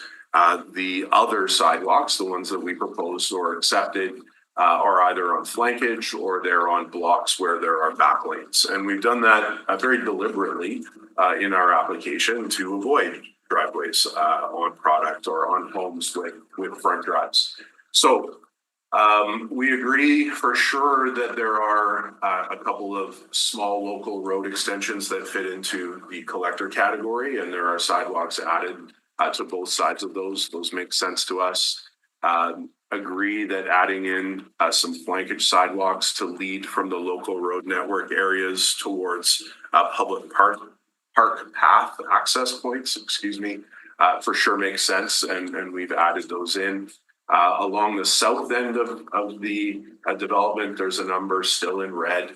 Those are principally along blocks that are front drive and making an additional connection out to Ruth Crossing at the very south end that would bring people out mid-block, which I don't particularly like or support. Generally, we're encouraged to not send people out to the collectors mid-block, but direct them to intersections where there's opportunities to cross. So I think, it's a very short distance to our east-west road south of the public reserve for the folks in the south part of the neighborhood. There's a great kind of network of local streets and back lanes that would get them to that location, to a better location to cross or continue north-south. And in the very north, there's still some red. And again, those blocks are completely front drive, and we would not want to see sidewalks on those blocks where the homes are front drive. Happy to. Okay, let's go take through it, questions. okay? Yeah, for sure. Okay, so let's start at the top. Okay. So we have, these are duplexes. It's a mix of single family small lots, single family medium lots, and R2 lots, which could accommodate a duplex. They could accommodate single family homes with variances. But on the scale of lot, those would all be front drive homes with single garages. Okay, so I'm not a fan of these curb sidewalks, right? Because they bring on a whole realm of whatever. But I'm really not a fan of cutting through driveways halfway up the yard, cutting through driveways. You guys know, you know what I'm talking about? No. Okay, so that top one up there, Yeah. like, really want to get those people across to Ruth Crossing so that they can go to the rec campus, fire hall, whatever they want to do. So that top red line, put your cursor on it so we're all on the same page there. Okay. Yes. So you want to remove the sidewalk, Correct. right? I don't want to remove the sidewalk. I really would like to have, I don't like the curb sidewalks, but how else are we going to get all of those folks across? Yeah, and our approach and my position would be that it's a local street. It will be a very calm street. The people using it will really only be the people living in that area. It does connect to the south and into the rest of phase 4, but there are a couple of routes that will be quite dispersed, and they're very, very close. And you see, it does come in off of Kenniston, right? It does come in off of Kenniston. There is that connection to Kenniston. So I'm just gonna say I'm keen to have a curb sidewalk on that one. We'll just start with that one, okay? Mhm. So what's your little green line there? What's that green line mean across? Yeah, what does that That's mean? probably just a weird connection of a line highlighting both sides of that public Yeah, road. that just comes across, Yeah, right? that's Okay. just, there would be, I would imagine we would have to do the curb cuts and Sure. probably some sort of tactile crossing pad to So- allow people to cross there. So all those little multifamily people up there, right? Yeah. They've got a sidewalk just On above Keeper. public road, right? Yeah, So they all want to go to the park. Okay, south, yeah, so Yeah. how are they gonna get to that park? along the collector. and then, okay, then it, all right. So the collector road will have a sidewalk on one side, AT on the other, and direct connections into the park path system. Where is the road access into the multifamily? Like, Off of Joe Keeper. there'll be road accesses off of Joe Keeper. Yep, so right? when we created Joe Keeper with phase two, we created median openings at the property lines that you can see there. So there's one median opening there that allows all directions, movements, north and south into the multifamily on both sides. And the second median opening is right where the cursor is now. It is certainly possible that the easternmost multifamily block, as it's shown, could have a secondary access off the public road to the south. It might have a secondary access off of Ruth Crossing, but those would be things that would come up through plan approval. And all of them would be required to have pedestrian connections from the front doors of each building out to the sidewalk and the street that they front on, which would be either Joe Keeper or Ruth Crossing. Okay, so let's go to the far right. Okay. So just what's going on there? Is that, those are single family or multifamily? I can't. That block is proposed as R2, which again, I think would be a mix of single family and a duplex product. That is an odd block, I'll admit, because it's mostly served by a back lane, which typically we have no concern with the sidewalk in the front. Right. But where the way the back lane was proposed, where it goes east-west and then to the north, we actually end up with 3 or 4 lots south of the back lane, fronting on the public street that don't have rear lane access. And so we didn't want to accept that sidewalk because we would end up with some driveways with the sidewalk crossing. That was one that we were discussing, that if that was an important one to the committee, our ask would be to include it, but require us to actually extend the back lane to the south to meet Medina. And so those back lanes, it would become a T back lane. Right. And that would allow us to not have front driveways on those last three lots. Could we do that? Yeah, no, that would be the request. If that's a sidewalk that's important to the committee, then I just ask you to also make us do that back lane so that we don't do the front drives. Could we do that? Okay, so let's go now to the middle there. Yeah. So can we do, I don't like back lanes either, but I like sidewalks. We like sidewalks. So you want to take both of them out, but yet you've got, okay, that's a local road, then it goes to the collector concept, okay? Yeah, at that intersection. Right. So what is at the top there? Is that RM1? Okay. It's R1. Single, yeah. right. Single family. So those those back onto the park, so they have the road. Yeah. They have the garage coming out. And that's right, you showed us that. Right, Okay. All right. Okay. So if you had a back lane on that south one, could you put that sidewalk in? Possibly. Well, yes, is the answer to your question. It would raise a couple of concerns for me. One is that it's zoned R1M. And if we were to do a backlane product, R1M's far too large and we would need it to be R1S. So if we were going to add a backlane between those two blocks, I'd ask that the zoning be sort of down zone to an R1S for that block rather than R1M.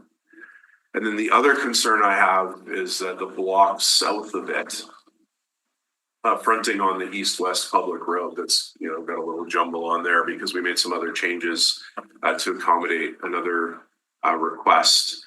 But would not want to use the back lane for that block. I would like to be able to use front drives for that block off of the local road. So if we were able to do R1S so that the product served by a back lane makes sense with the zoning rather than having to come back for variances on all of those lots. And if we could have approval for front drives for the block to the south, then I do think that sort of addresses the concerns that I would have with extending the back lane and building that sidewalk. Okay, so let's pause that one for a minute.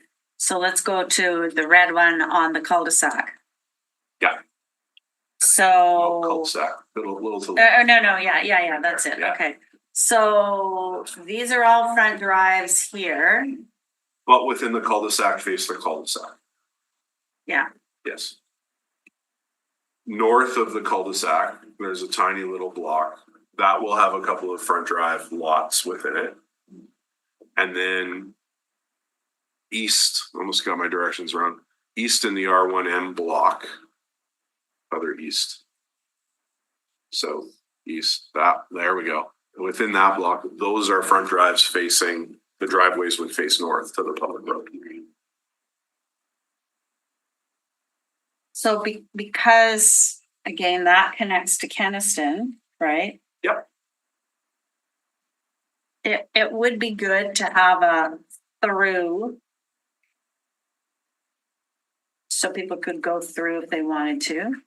I don't disagree with you. The one thing to consider, or that these maps always don't quite show, is the park path as well. I know, keep in and I mind. have a question about the park.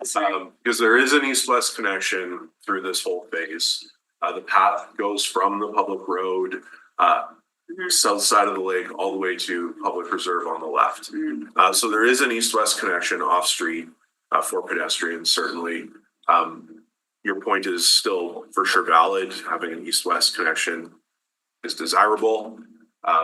That south section that you're talking about, getting through the cul-de-sac is all flankage. It's pretty minor before the cul-de-sac. After the cul-de-sac, there would be a number of homes that would have to accommodate a front drive or a front yard sidewalk of some sort. So let's talk about east. Now, you don't want that cut through? To me, that cut through isn't helpful. It sends people to a point mid-block. I don't see the need for it. It adds more front driveway, a sidewalk. It's a very, it's a tight area that will not have cut through traffic. It's a very local area. And to me, the local streets are certainly capable of serving everybody that wants to use them.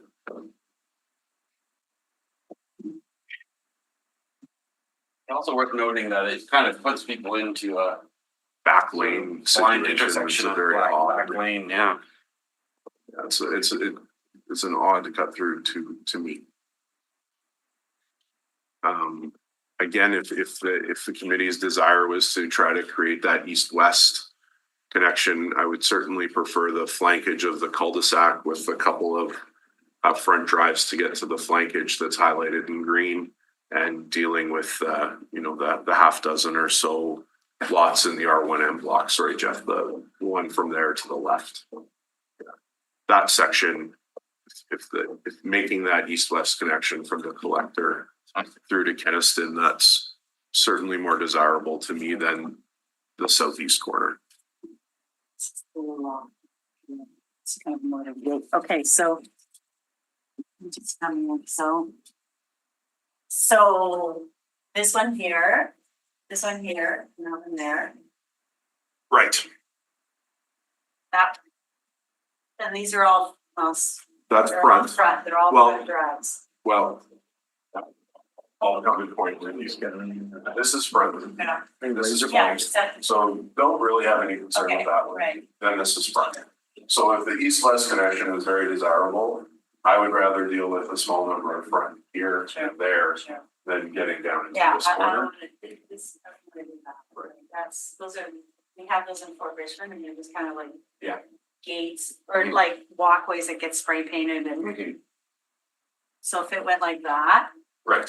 And so my concern then is really just on these. so then this would be like, you'd want to do like a back. You want a back lane through here. I would, ideally would like this to be R1S. And I'd like to be able to do front drives on this block.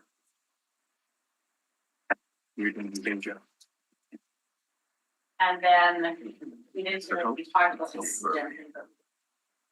Yeah, So, that's all front drives and to me, again, extremely local. It's not really, it's not gonna be a cut through. These folks all have access to the park down our collector system.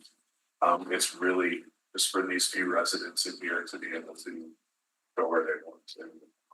I think the local street network provides that to those folks. okay, so we will leave this one. Like we'll put it in. And then this one is the one where we'd like this back lane extended. If we're gonna have this sidewalk in, I would just like to pull this back lane out so that we both hit the collector. So that we don't have any front drives here. Right. You can avoid these just by pushing that lane down.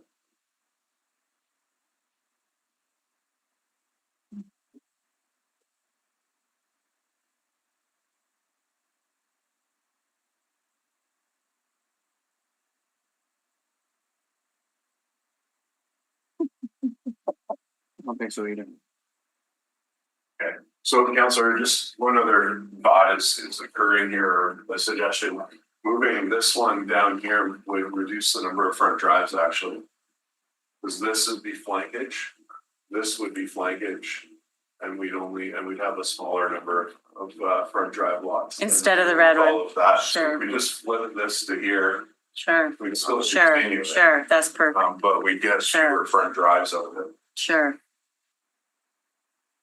How are we gonna write this up? Do you have a marker? Does anyone have a marker in the room? Can you throw me a highlighter?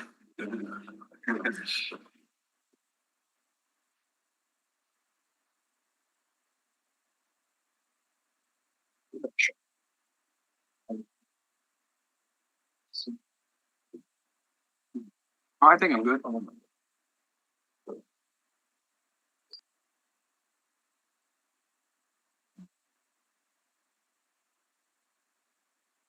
I think we can write this in.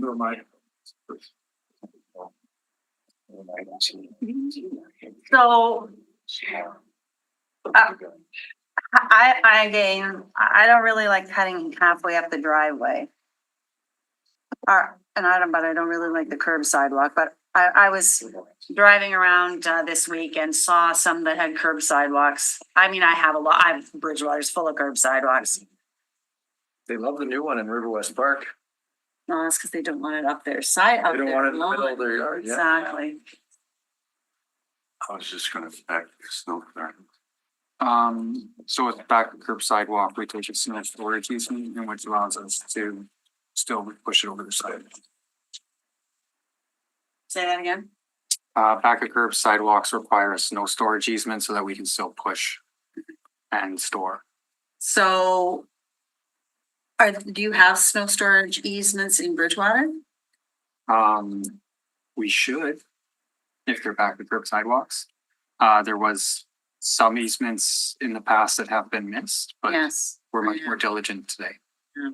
So now you actually, we should have said what's part of that. So that- With the sidewalk, so there's still the right of way, so there's still a boulevard, you're shifting the Right. sidewalk to the Right. street, there's Right. still city-owned property Right. between the private property. Yeah. The snow storage easement is more to protect us from liability should the salt Right. damage Right. people's lawns, but it allows us still to store.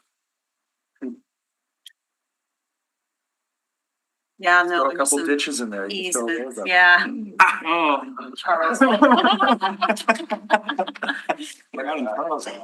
That's right.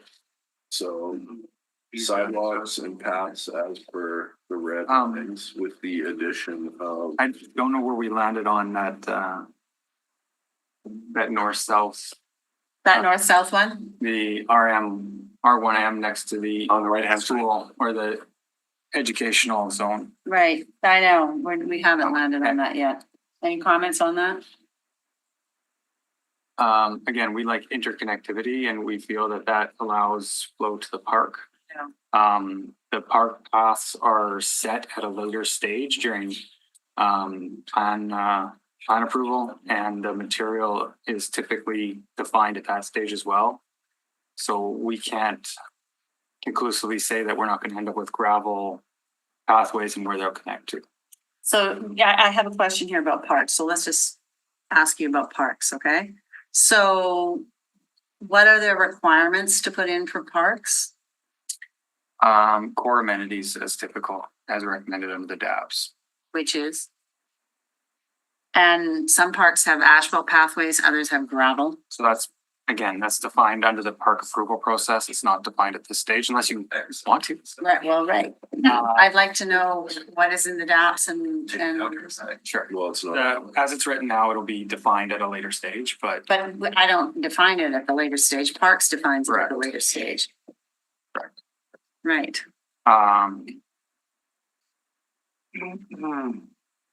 Yeah, so core amenities including a playground, picnic and seating areas and multi-use open space within each of the 2 public reserves.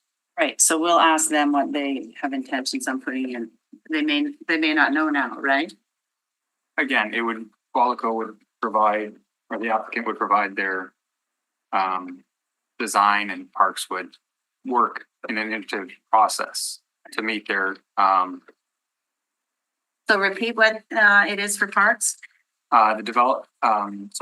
core amenities, including a playground, picnic and seating areas, and multi-use open space within each of the 2 public reserves. In each, so a play structure, you said, A playground, a playground. What's a playground? Like a field? play structure. A structure. Well, that's a playground, it's a structure. It's like jungle, I guess, the swing set. Sure. The amenities. And what's a picnic area? I think it's 2 picnic table or 2 benches. It's defined within the park strategy. It's Right, well, it would help to know now because that, uh, they never come to these, so we should ask them. And then what's a seating area? What's that? same thing. I believe it's 2 or 3 park benches. So more benches. Is there a definition somewhere? Let me see if I can get someone. Okay, you're highlighting away there. Yes. Are you done? Do you want to go back to this or? Yeah, let's go to that. Okay. So I don't know what my procedure is to share this with who? Hand it to us. Yeah, as long as I I get just- the copy eventually. So then I'll try to explain it by memory. So this was the map that we submitted or we sent back to Public Works when we received their map. We kind of blocked out the sections of sidewalk that we didn't want to build on that map. I've gone back and highlighted in yellow the sections that we discussed keeping that we had originally asked not to keep. I added in pink the back lanes that we asked to have included. I hatched the block that we wanted to use front drives that would have. Even though it has back lane. Yes, that's what I would ask. Why? Market, people don't want to live on back lanes. They will live on back lanes if they have to. But it's much, much harder to sell product on back lanes. So adding it in is something, again, we would want to do to accommodate the sidewalk, but I would not want to add that much back lane product. This is already a phase in a neighborhood where we have included lots of back lanes in part to accommodate the sidewalks and not to create the conflict with front drives, but it's very heavily back laned, which is more difficult for us as developers. And the only thing You're saying this is heavily back lane? yes, yeah, for what the market would want. Okay. There are lots of back lanes Oh, yeah. in Bison Okay. Run. And the last piece would be the R1S, and I can't recall, did I note that on my drawing? So maybe I could add that back. Oh, that's right.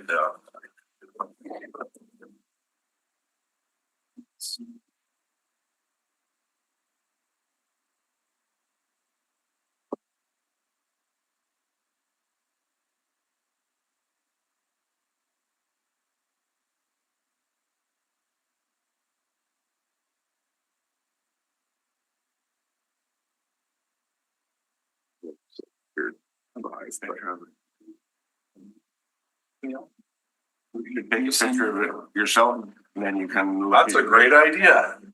And you can look at your. Then I picture can and talk show- from my picture. Counselor Dobson is our technology expert. Thank you, Councilor Dobson. Then I have proof of what I gave. Yeah. Just in case. No, that's helpful. Thanks for the suggestion, Councilor. Okay, so I just added a quick note just with an arrow to that one block that would be the R1S block.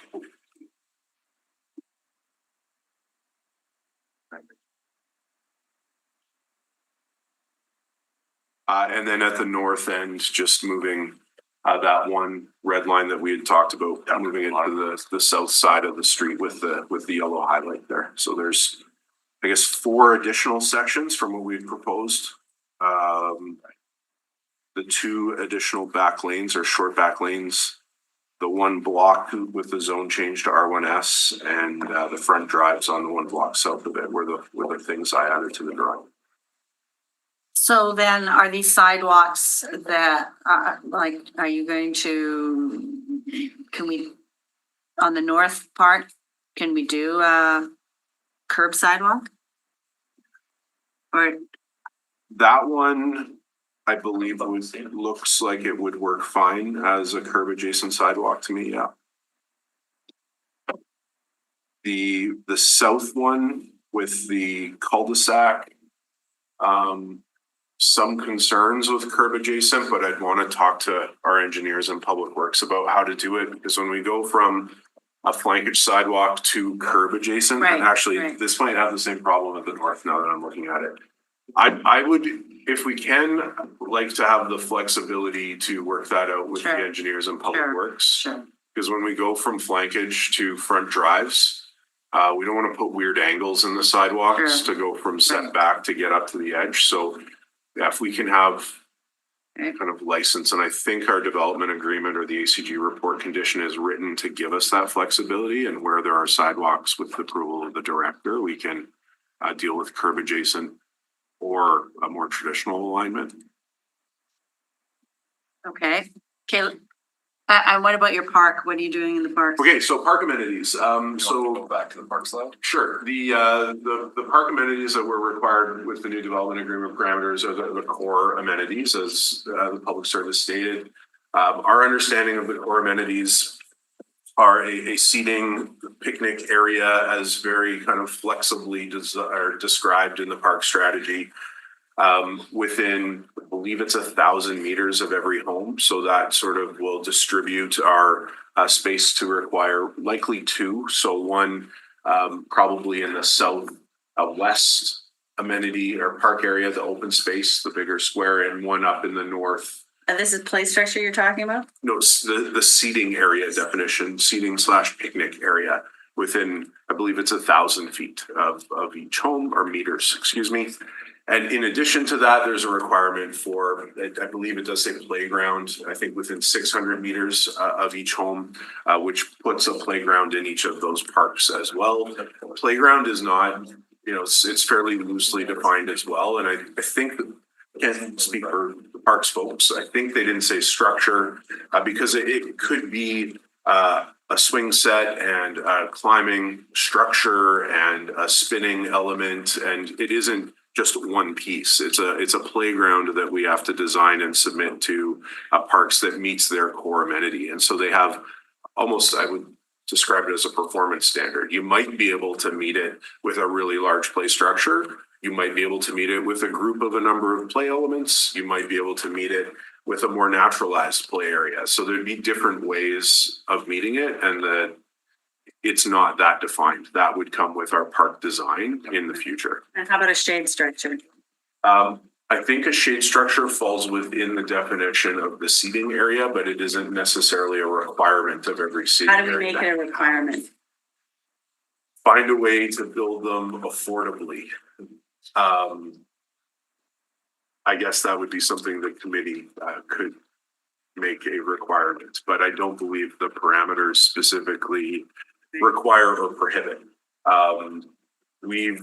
We have done shade structures in a couple places, and we've done seating areas without, both prior to the development agreement parameters. I can't say I have a big concern one way or the other. I think we would propose something that we think makes sense. The challenge with shade structures, from my perspective, have been what we have been able to have the city accept, and also finding a way to build them in an affordable way. They become structures, they need occupancy permits, they need engineering, and they can be incredibly expensive and difficult to get approved. We've had some maybe progress towards considering more wood in some of the structures, which will make things somewhat more affordable. We have in the past explored the idea of fabric roofs, so shade sails, because the structures for them can be a lot more affordable. The city has always expressed concerns with, at some point, they may need to replace them. They also may need to take them up and down in the spring and the fall. So I'd say we're not at a place where we've found a great solution for everybody on how to deal with shade structures, whether it's from maintenance or cost or all of that, but working towards it. So we're gonna really try to, Councillor Sharma, myself, Councillor Mays, maybe not so much, but we're really gonna try to improve the permitting process for shade structures. Because what we find is with a lot of the demographics of the people that are moving to these neighborhoods, they love to sit out under a shade structure. I'm putting in 4 this year, actually, at various locations. And developers have put in other less costly ones than, let's say, the ones I'm putting in. So I know the prices, like there's a whole range of prices in them, right? So I would like to request and ask in this process that a shade structure with a seating area under it be worked into this. So I don't know how we do that, but.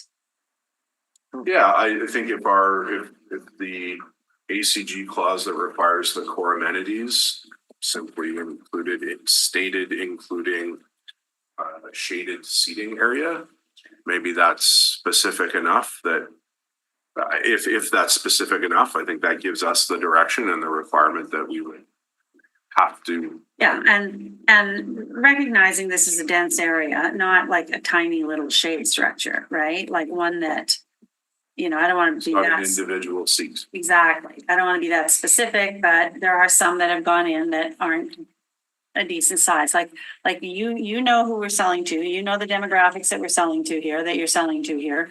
And this is a group that likes to gather and watch the kids at the play structure or, whatever they do under the shade structure. But like I've got a shade structure, we get 30 of them under the shade structure. It's a little intense, but not a tiny shade structure. So if we could write that in, that would be really desirable. Counselor, we do have individuals from parks that can speak to your They're here? concerns, on Zoom. Really? Lovely. Okay, let's hear what they have to say. Shauna and or Stephanie, if you'd like to speak. Oh, perfect. Matter. Hi. Good morning. Hello. Is there any specific questions you had or? Well, not really. Like we're kind of clear now. Like we're requesting a shade structure, the seating area be put under it. I don't want to specify like the ones at La Barriere Park, but ones that are a decent size. I'm having really big challenges with the ones at Eaglewood Park because they're too small. Okay. Okay. So Eaglewood, do you know of a structure that is of a good size? Just so we have an idea. Yeah, like the ones going in at La Barriere or Kirkbridge, Kirkbridge, okay, but it doesn't have to be, the Kirkbridge one is a high-end deluxe one. It doesn't have to be. right, right, No, the plain domes are like Eaglewood Park, plain dome, but a little bigger. right, okay, yeah, so that's good to know from your feedback about that. And then these are gravel pathways through, which is fine, right? Mm-hmm. And is your intent to have a play structure in any of this, or? So for the core amenities, it says play area. The intent would be some sort of play structure, play equipment. So what we've talked to land development about is having kind of a minimum square footage for a playground core amenity requirement. So it's basically our small play structures that are required for these, which is, I think it's, let's see, about 250 square meters just for the playground area. And again, not getting too particular, but I just want to put this on the record that swings, I know there's always the battle with landscape architect people that, oh, you don't get the play impact out of swings, but people love swings. And monkey bars. You know? Agreed. They Yes. love swings and swings. Yeah. And we always get requests after the fact if no swings are put in to Yeah. have them added. I agree. So I guess that's all the comments that I have with parks. And you're thinking of putting a soccer field in here, another soccer field? Yes, what we're finding is all of the soccer fields are over-programmed in this area of the city. So it's really difficult to find space for programming. So we really are trying to, as much as possible, get extra soccer field space. Sure. They wear them out. Yeah. Okay. And there's also a requirement for 2 playgrounds. The playgrounds have to be, as per the park strategy and our core amenity requirement, a 600-meter walking distance from all members of the public, all residential areas is the intent. Really? Okay. The new parameters. The new Parameters, okay. Yeah. Okay. Okay, that's all the questions I have for parks. Great work, parks. Thanks. Okay, thank you. Thank you. So Jeff, if we can just have our parks map back, I can just point. So that the two, just with the map or with the pointer, Jeff, the two smaller parks, so that park and the one at the other end are the ones that were identified for the play areas. And then the large park in the center is sized to accommodate a soccer field in that area with runouts and the path around it. So not shown on the map because those details come out through the detailed design of the park to follow. But those would be the locations where the seating areas and the Shade playgrounds. structure, where do you think the shade structure would land? I don't recall if the report requires 1 or 2. If it was 2, it would be in the 2 parks Sure, with that'd be great. the play structure or with the play spaces. And based on the distance, I would have a feeling, even though it's 1,000 meters for shade, we probably need a seating area in both, I would expect. So Okay. So are we getting 2 then? to which Shade structures. I don't recall what the with the agreement says, if it's 1 because of the spacing or is it if it's 2? I don't believe we're requiring any shade structures. So the seating areas. Oh, the seating areas. Again, that I would have to default to the park strategy. It's the 1,000 meters, so I suspect that it's 2. I do as well because of just the scale of That the site. that would be brilliant. Sure. Okay. Okay. That's enough. Okay, so we were talking sidewalks, we went to parks, what was after sidewalks? After sidewalks, that was it. That was it. Right. Yeah. Okay, so I just had a question then regarding Lee Boulevard. Let's go back to the Lee Boulevard talk. Sorry, yeah, that one there. Okay, so So that was their big concern, right? It doesn't become a major thoroughfare. So you've got it all convoluted and Yeah. you're ending the estate area with big lots. Yeah, so it's not in this application, we'd be creating that block, not the lots. We would, when we come back and lot an area after phase 4A, Right. so 4B or 4C, we would be creating the lots on Lee Boulevard, and it would be at the same time that we were doing the servicing on that side. Like we wouldn't be servicing over there to start with. Right. But it is sized to create. So those are very big lots. Yeah, they're 20,000 square feet or larger. And people, I'm sure there's 4 people out there. I hope. Yeah, I certainly hope. I but think so. I think so too. I mean, this was one of the commitments that I think was made that Yes. we didn't raise any concerns with as Yeah. the area developer when the city, or an area landowner and developer, when the city was going through the secondary planning Yeah. process. Yeah. This was a major concern for the Lee Boulevard residents. That, you know, their street maintained its character, its estate lot character. And that it did not become a cut through. And that is in the policy of the secondary plan. So while I do also hope there are people, I think there will be some there will people. be. And it is a beautiful street, and I think this would be a great end cap for it. There'll be Yeah. 4 beautiful No, homes. that's very nice that you did that. I know that that's so important to them, like all of that was so important to them, right? And they've been there forever and, you know. this- What are the sizes of the lots on Lee Boulevard?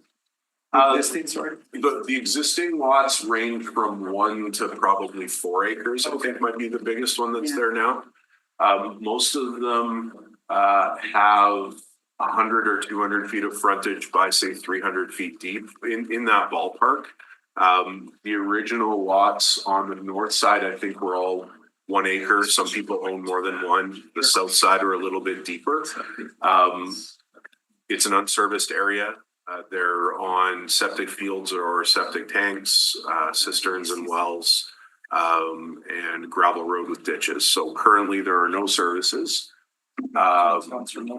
Yeah, it's a, you know, a Charleswood type street, or it could be an Egerton, or, you know, there's lots of these, Victoria Crescent, these legacy streets that become really interesting and cool parts of neighborhoods as the neighborhoods build up around them. And I think that was the vision the residents of Lee Boulevard had for their street, was that it should keep that character and could become one of those streets in the future. And so it will probably always have ditches. It, you know, might get sewer and water one day.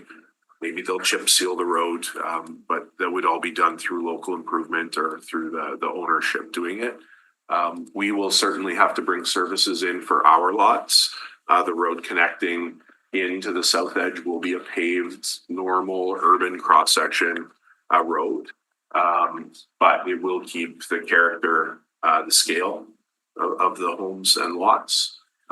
Most of the homes are built on probably about a half an acre and have some vacant land behind them. So these lots will be smaller and looking, but they won't be that much smaller than what's there. Okay. Okay, my other question was, so let's go back to the map where you're starting certain phases of this. Okay, so, So yeah, that one. yeah. So when are you building the park, like parks? Well,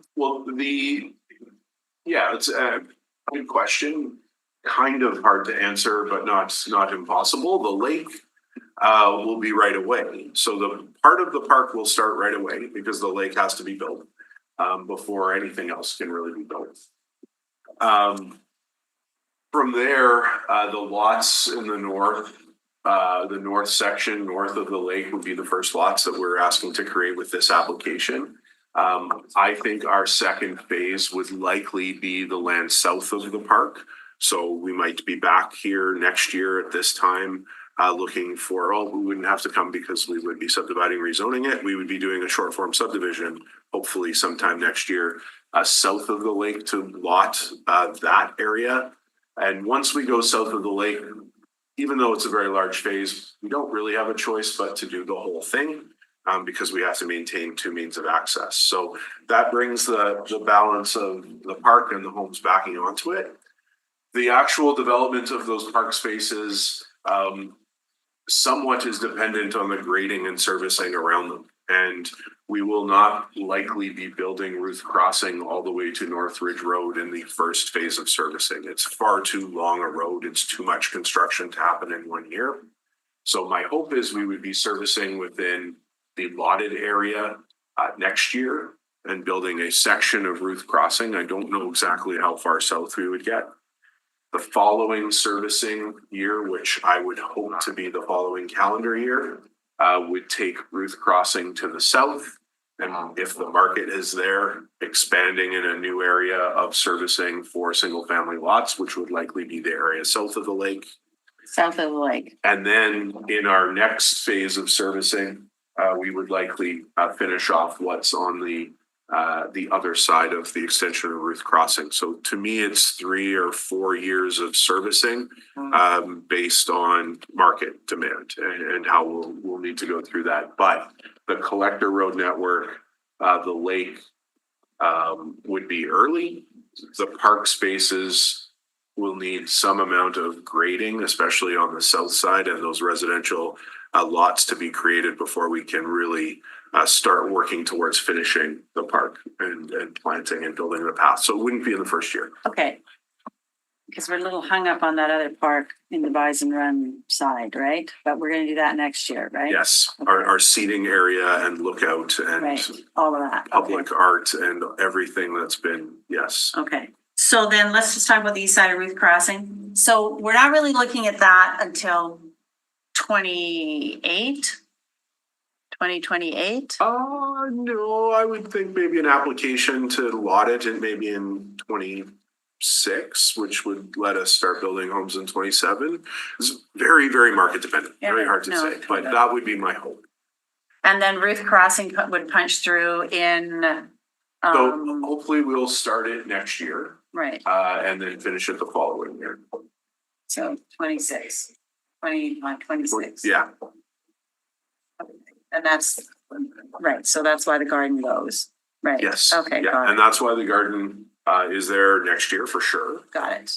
Okay. Because we just, with that length of that scale of road, Yeah. plus all of the servicing for the lots, Yeah. we just would never get it done, Sure. and we'd be paving in Sure. December. Sure. Okay. Very exciting. Okay. Very, very happy about the Lee Boulevard for those guys. Very happy about that. So. Yeah, and then that other road that goes through, that's not Medina, that's the one below it, right? Nope, that's The Medina. bottom one is Medina? Okay. That's Medina there, so Right. it just, it's, it dead ends at the end of our phase at a scale that can be extended as a collector. So when we, do number 1 on the agenda and close off Medina, do we keep that name? Can we keep that name or what? Oh, that's a good Like, that's question. a really significant name. There was a lot of effort to get that name. I know we were talking about names, but we might have to resurrect that one. I don't have a concern. I don't know if we can or can't. Like, I think when we asked about that, because I think we asked if we could keep it, Right. I think there was some reason that we couldn't, but we can certainly explore But we that. put it back into the batch of names, right? Can we? I don't know, because there will still be a section that's open because we're Oh, yeah, only right, closing it within right, our application. Right. Okay, as long as we have that name. So it is currently, until those guys figure out what they're doing on Waverly, it'll still be Medina. The section from our application Sure. on will be Medina. Got it, Our section, Got I it. don't believe Okay. technically can be. right, If we can overcome that and keep it on that street, I right, have no right. concern. And then with that. whenever the Moss people figure out what they're doing over there with the roads, if they end up closing that one, which I think they will be at Waverly, then we can, when we close it, throw it back into the name pool. That's a great question for the I'll land ask that. development folks that Okay. are not the ones that are here today, but Yeah, the yeah. ones that help us with the street naming. I'm Okay. not sure what the rules are for that. Okay. Okay, so do we want to take a break while you write that up, Madam Clerk, or how do you want to do this? So the applicant's been heard, but there are still some folks in support of the application. Okay, So if you'd sure. like to hear from individuals. So next to speak is Kara Russ, who's speaking in support of the application and joining us via Zoom. Kara, I've just asked you to start your video. And go ahead and unmute yourself, and you have up to 10 minutes for your presentation.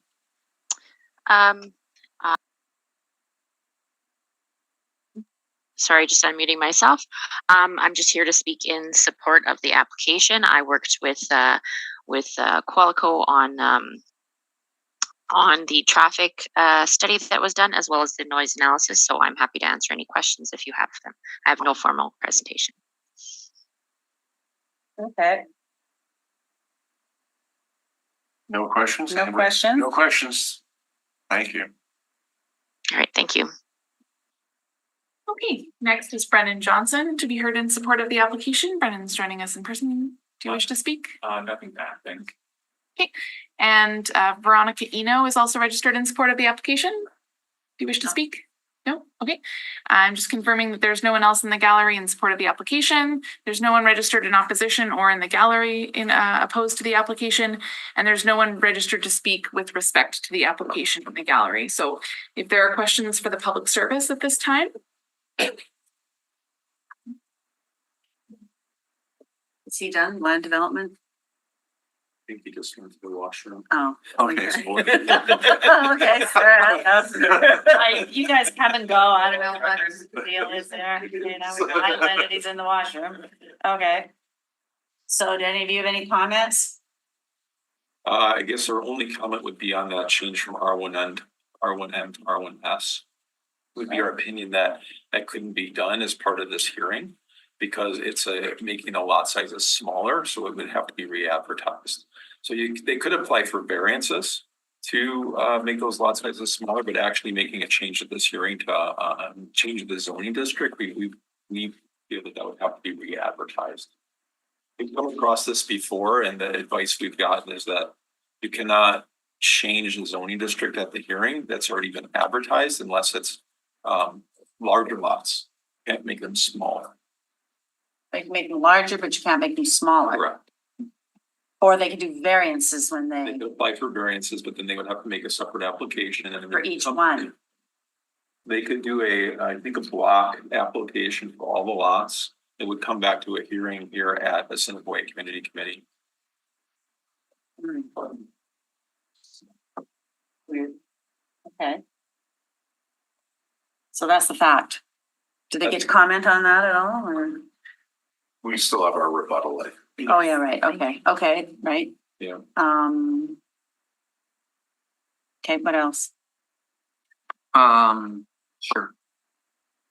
Sorry, can I just follow up? Okay, so they're R1M currently, but which would give us what type of housing? Minimum lot, a single family, minimum lot sizes of 3,500 square feet. Okay, so we go down to S. That would be a minimum of 2,500 square feet. Okay. Yeah. Okay, gotcha.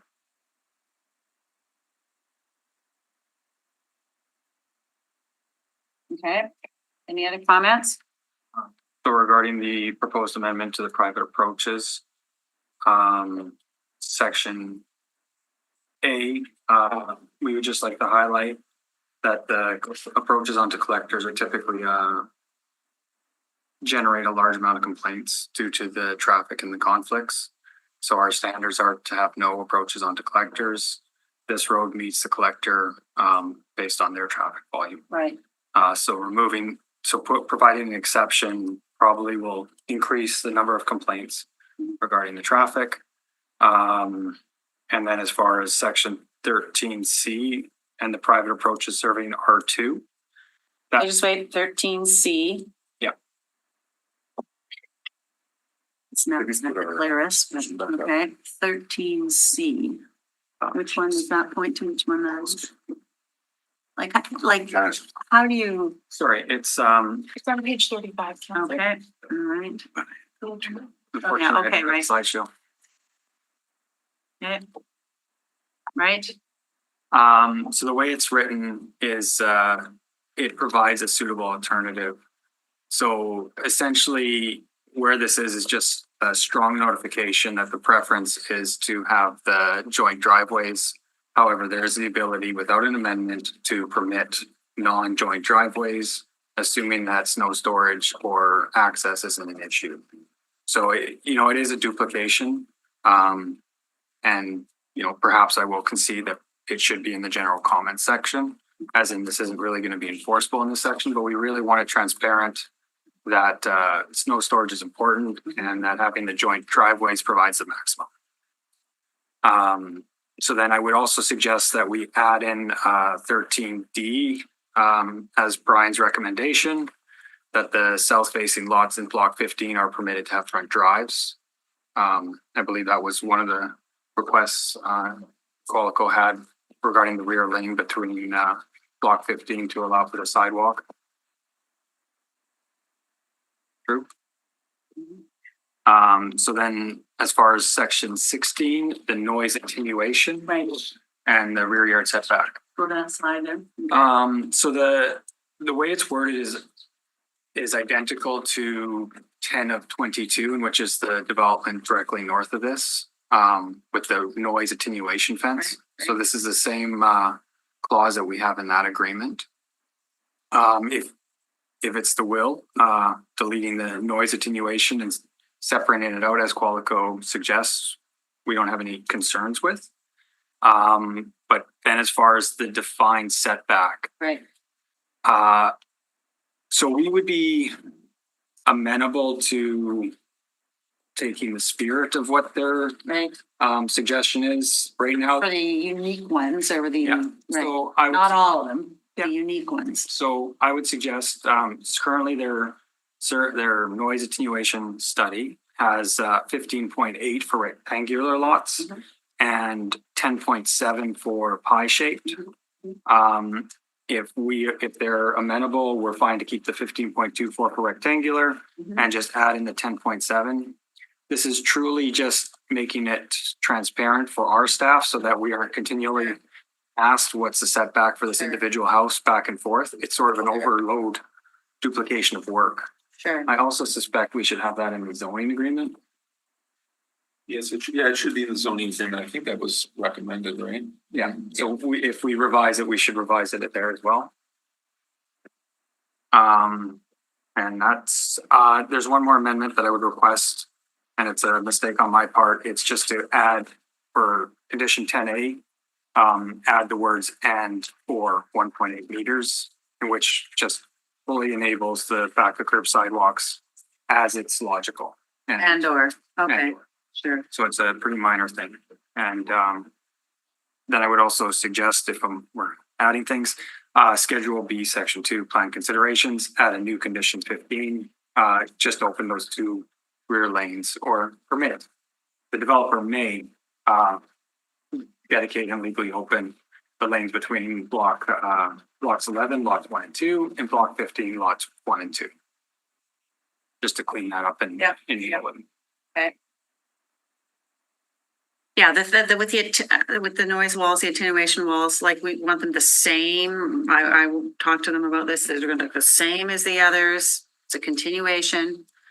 I hear what you're saying about the rectangular ones and then the pie shaped ones. Okay. Okay. Okay. Okay. Any other questions of the planners? No. Now, the proponent. Sorry, one last thing. I'm not sure if you want the shade structures explicitly. I do. Okay. I will need some help on the intention, just size or. You want like the size. I would suggest a rough dimension, but I don't know, whatever you guys want. Or I could just write shade structures, but Sure. I Not the will- small shade structures. I know. You know, I know. I'm going to cross the Qualico, we'll put in decent, adequate size shade structure that will hold more than 8 people. would you like to define it as that, or just define it as shade structures and leave it to that? Sorry. I know, it sounds really picky, but I would, yeah, just that it, holds more than 8 people, greater than, I know that sounds very strange to write that in, but I don't know, I may not be here when you build them, so I guess I better write it in. That it I'll be here, don't worry. holds a minimum of 15 people, I guess.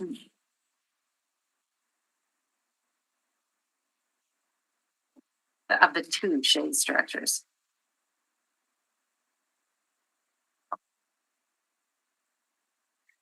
So I do have a question. If they started this in the spring, how come you weren't able to weed through, okay, maybe like the sound attenuation walls or any of these other nuances?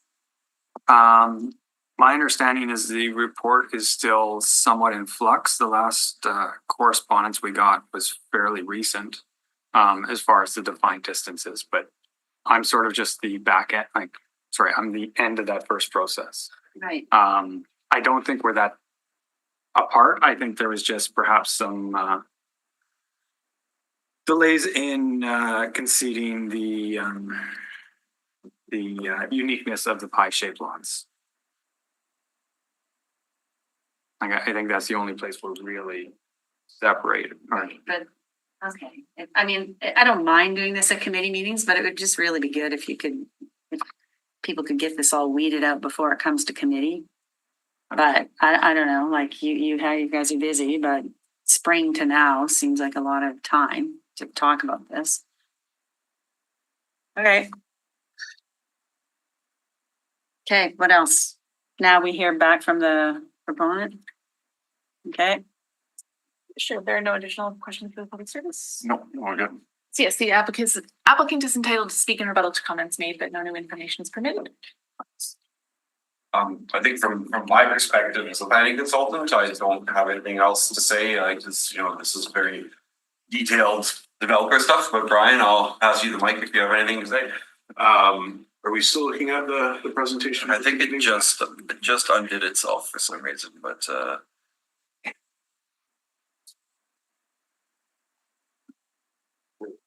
You gotta hit share on it. oh, that one there. Okay. Where do you need it? Let's go back a couple. We'll go to the approaches one maybe. Okay. So there was a couple of comments related to the change in zoning related to driveways, et cetera. I'll perhaps admit I'm not surprised that our colleague from the planning department identified that as a concern. I'm not sure what the rules are. I know that the detail of the rule is that we typically can down zone.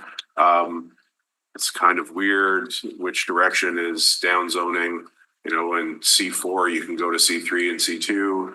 Residential you can go presumably from multifamily to single. I'm not sure why necessarily we'd have the same concern if it's just changing with a minor bulk standard. So my hope was that we would be able to go to R1S and not need to come back. If it's a variance, I know some variances are now administrative, so I'm not sure if that can be dealt with. My concern is in the future ensuring that this conversation, that there was a record of it, and if the committee was supportive of allowing us to create those smaller lots. I know there's a process in the future, but I really don't want that future process to become another argument. So I'm not sure how we make sure, or my ask would be that the committee ensure that somehow it's on the public record. Right. If you can't downzone me to R1S, Right. That the intent Right. is that those lots can accommodate smaller homes and smaller units. Sure. To make sense with opening the back lane and providing the sidewalk. So understand if that's the rule, that it can't be done. My hope is there would be a way for the intent of the changes to be captured so that we can Sure. reference those at a future meeting or in a future application that we might have to make, whether it's for a variance or for a rezoning. So that would be my my ask, I understand the rules are the rules. We got to follow procedure. That's fine. I understand. I hope that we can have something we can rely on in the future to help guide a future process. The commentary from the admin about driveways onto collectors, I mean, I agree. Driveways onto collectors that function as collector streets from single family homes is not desirable. This is a pretty unique situation of a local street that happens to achieve a collector level of traffic where it connects to the collector. Can you go back one slide, Jeff? Just to point out, the majority of the homes on that stretch between the local intersection that's circled and the collector take access from a back lane. So there will be very little vehicle traffic added to the streets between the circled intersection and where the back lane connects to the local. So the vast majority of vehicle traffic will come off the homes fronting on that street into their back lane. They'll travel to the east, connect to the local, and the local will become collector by traffic level as it connects to the north-south collector Ruth Crossing. So the far east end of that segment, the traffic volumes will be lower, and the traffic study shows that, and they're very much just on the verge of even being a collector. And we're asking for 2 driveways. I don't expect it will create a lot of conflict or problem. This will function, I believe, as a local street network. It will be a busier intersection where it connects to the collector than a typical or some of the other locals that connect. And because of that, it should have a larger intersection, and it will provide some additional on-street parking to the denser development to the south. So I appreciate the comments. I think in this very specific situation, I don't think it quite applies to the typical character of a collector like Ruth Crossing, like Joe Keeper, like Frontier, where I agree completely. We would not want to see driveways from single family homes accessing it directly. And then Jeff, we can go to the sound attenuation. From what I heard from the administration, there was no concern with splitting A into A and C, which is great. I don't either. I think it just provides some clarity that we will be building exactly what we built before. This is a little more specific and matches. And they wanted to write in there just for their staff that the rectangular. Well, and then the change to B that admin had recommended, I don't have a concern with. Adding in for the pilots, the dimension that the staff mentioned is, it's directly from our report. That's what we'd match. If both are accommodated in the zoning agreement and in the approval, then we won't be in that situation of coming back to try to get those adjustments made. So I don't have a concern with that. So that would be our A and our C with an admin's version of B, where the 15.24 is recognized for rectangular and 10.7 is recognized for a pie shaped lots or irregular shaped lots would be a great proposal.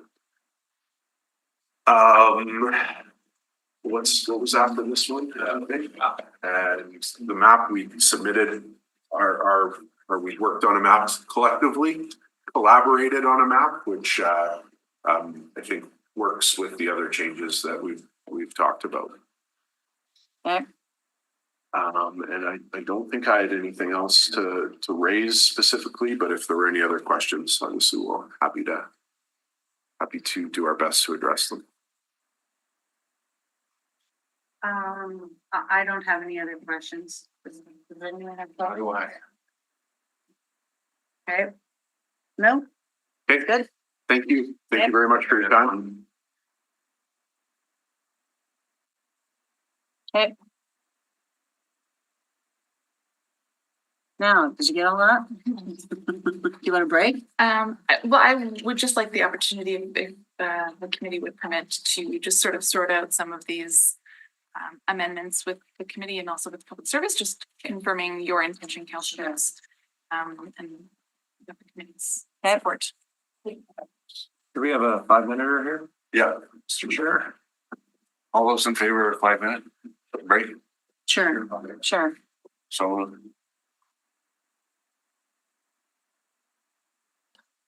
Hello, everyone. We're back to the Assiniboine Community Committee hearing.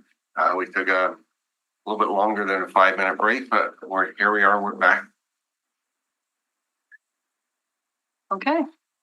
Okay, so councillors, the applicant is proposing changes to Schedule B, the report of the Administrative Coordinating Group, in Section 13, making an amendment to Section 4 servicing conditions, Condition 13A, adding the words accepting the east end of Block 14 to a maximum of 60 meters and deleting Condition C. They're also suggesting changes to Condition 16 with respect to noise attenuation, and then a revision of Schedule D as it relates to Condition 10, I believe. And so the Public Service has provided some feedback in case the committee is amenable to these changes. So they've suggested that there be in Section 2 plan consideration, there be a new condition 15 that the developer may at no expense to the city dedicate and legally open property for public lanes between lots 11, lots 1 and 2 and block 15, lots 1 and 2 to the satisfaction of the Director of Public Works. In Section 4 servicing conditions, in Condition 10A, adding the words and or 1.8 meters after the words 1.5 meters. Okay. In Section 13, I believe this is just, this is what the applicant has requested, right? So in Condition 13A, adding the words accepting the east end of Block 14 to a maximum of 60 meters. Okay. And then just to confirm, is the intent to recommend that instead of, The Public Service recommends no changes to Section 13. okay, These are just okay, based on the applicant's based on request, applications. the Public Service would suggest instead of deleting 13C, adding the wording you've provided here, That is, or it is just the wording.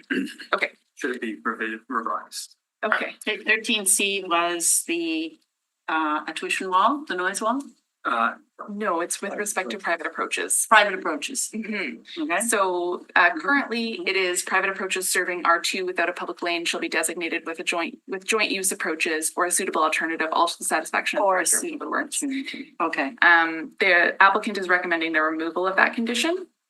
Mhm. And I believe the Public Service intent is to keep it in, so it'd be up to the committee to determine what they would like with respect to that. Okay. Now that little slideshow went away. Okay. Maybe I don't know. No, this was the lanes, right? This is the lanes. This is just the joint approaches for the R2 lots that, again, it doesn't need an amendment should they decide. They just have to provide a suitable alternative or at least justification of why they can't do the joint driveways. Right. And is there much grief that comes with that from your department? Like if Again. they want, Again, there's no real change here. It's kind of a doubling up. There is still the permit process after the fact that they need to go through for each approach. However, we want to be very transparent that the Public Service's recommendation is to have joint driveways, right, but we can accommodate others. right. And it's for snow storage. Well, you can accommodate others, but will you accommodate others? I mean, can they not have snow storage if they're separated? There's snow storage, right? I think by the time you get the driveway flares out for that width of lot, you end up with no boulevard. No boulevard. That's in the driveway consumes the entire boulevard between the two separate flares. So it would be 4 flares instead of 2. That makes sense. So then you're saying there's no snow storage? If the entire if everybody has an individual driveway, Right, the majority of the boulevard will be taken up by driveways. If we have joint driveways, we will have more room on the boulevard for snow storage. mhm. Okay. Okay, continue. So we'll come back to 13C. I think the public service is also requesting an addition of 13D. The future lots, block 15, lot 2 shall be permitted to have front drives. The public service is amenable to the suggested change by Qualico. And that's and that reflects what's in the map revised Schedule D. Is that Correct. okay? Sorry, let me just add that in here. Okay. And then in section 16, deleting section 16 and replacing with the following. A, the developer shall at no expense to the city construct within the rear yards of all 1 and 2 family lots abutting Kenniston Boulevard a uniform noise attenuation fence 2 meters in height. There and there. There is. Sorry. Okay.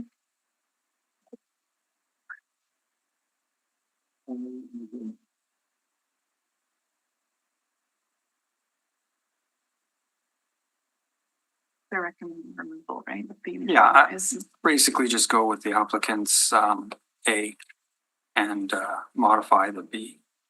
Okay, so if you were to concur with the applicant's suggestion, condition 16A would be rewritten to read, the developer shall at no expense to the city construct within the rear yards of all 1 and 2 family lots abutting Kenniston Boulevard a berm with the minimum height as per the approved noise study centered on the property line of the residential lots as determined by and to the satisfaction of the Director of Public Works.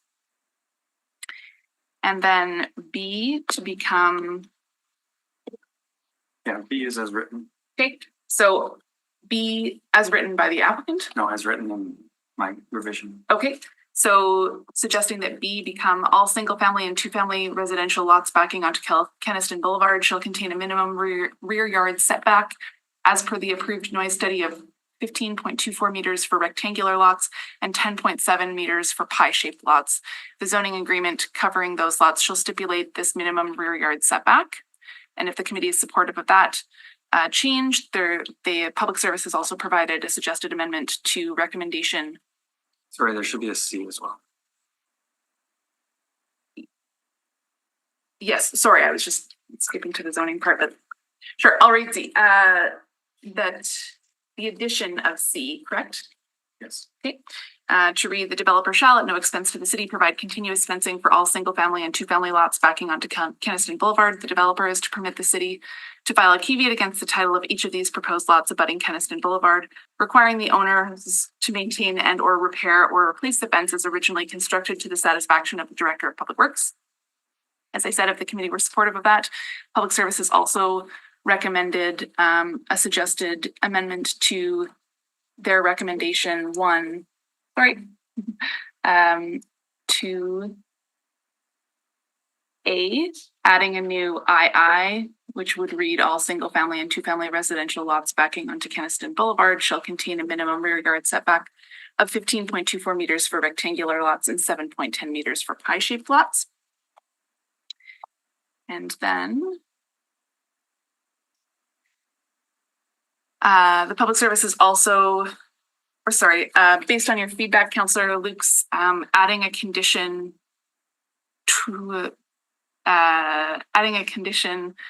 to 24D after condition 5, that would be 6 or VI, provide 2 shade structures that could accommodate a minimum of 10 people each, if that would be sufficient for your purposes. Sure. Okay. And I believe. Yeah, and write that so that it's part of the parks, what do they call it? It's embedded within the park obligation. So write that in there because we don't want some other committee level to not understand that it's embedded within the parks. It's embedded within the park clause. It's right after the playground clause. It's Right. definitively within the park. So can you just somehow make sure it doesn't look like one of these add-ons that come out of some committees? Well, it would be reflected in the amendments of this committee. Right, yes, but it is aligning with the parks gap. This would be. This is a further clarification of. Further clarification. Sure. Of your expectations. Sorry, you wanted that wording included? Okay. I think it's clear. Of Okay. where it is. If that makes sense. Well, if they pull it out of the next committee, then that's not good, right? I don't think they will, but stuff comes up from various committees that shouldn't be in there, but this is okay to be in there. I think this is a. So I think you need to put that in there, that it is just a further clarification of, Amenities that will be provided, but perhaps we put that as your justification or. You'd like to include that in your Okay. supporting reasons that this is further clarification or the amendment to the ACG report with respect to condition 24D6 is a further clarification of the, Core amenities that will be provided by the applicant core amenities to be provided by the applicant. or developer, whatever way.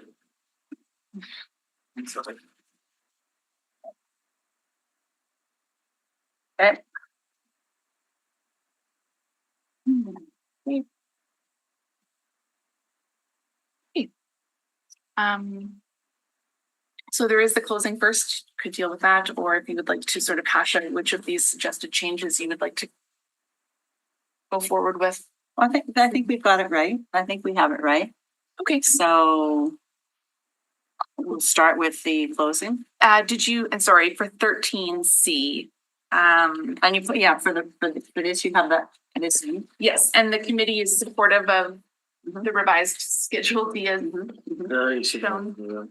It'll be included, it'll be included as the item goes forward, as an attachment to the matter. So will I see this at D and D as is?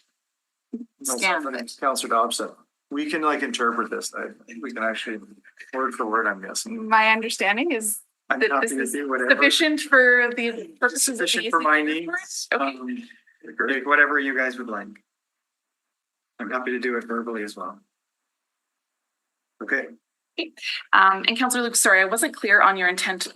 As I mentioned, the applicant is requesting the removal of condition 13C.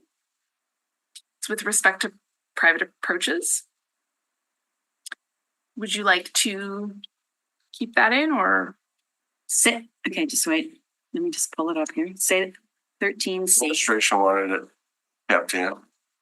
Read it again, please. Okay, 13C currently reads, private approaches serving R2 without a public lane shall be designated with joint use approaches or a suitable alternative, all to the satisfaction of the Director of Public Works. Sure. You'd like to keep that in or remove it? Keep it in. Keep it in? Okay. And if they keep that in, sorry, do you still need D, the future lots in block Yes. 15? Okay, Yes, D is separate. okay. And D is requested by the applicant. D, okay. And And then you, So I don't if think C- I don't think we know if A should be, if the revision to A, in which the applicant has suggested and the public service. sure, maybe Councilor Lukes, if you don't mind, I'll just go through them and Yeah, you can I've say got yes them and no. here, Okay, yeah. so the amendment to section 2 plan considerations, adding a new 15. Developer may at no expense to the city dictate or dedicate and legally open property for public lanes between block 11 lots 1 and 2 and block 15 lots 1 and 2 to the satisfaction of the Director of Public Works. Right. You're okay with that? Totally. That adding in, great. And you're supportive of this revised Yes. Schedule D to the administrative coordinating group, great. Are you supportive of 13A, deleting the period after the words or greater in width and replacing with accepting the east end block 14 to a maximum of 60 meters? Of how many meters? 16 meters? 60. 60.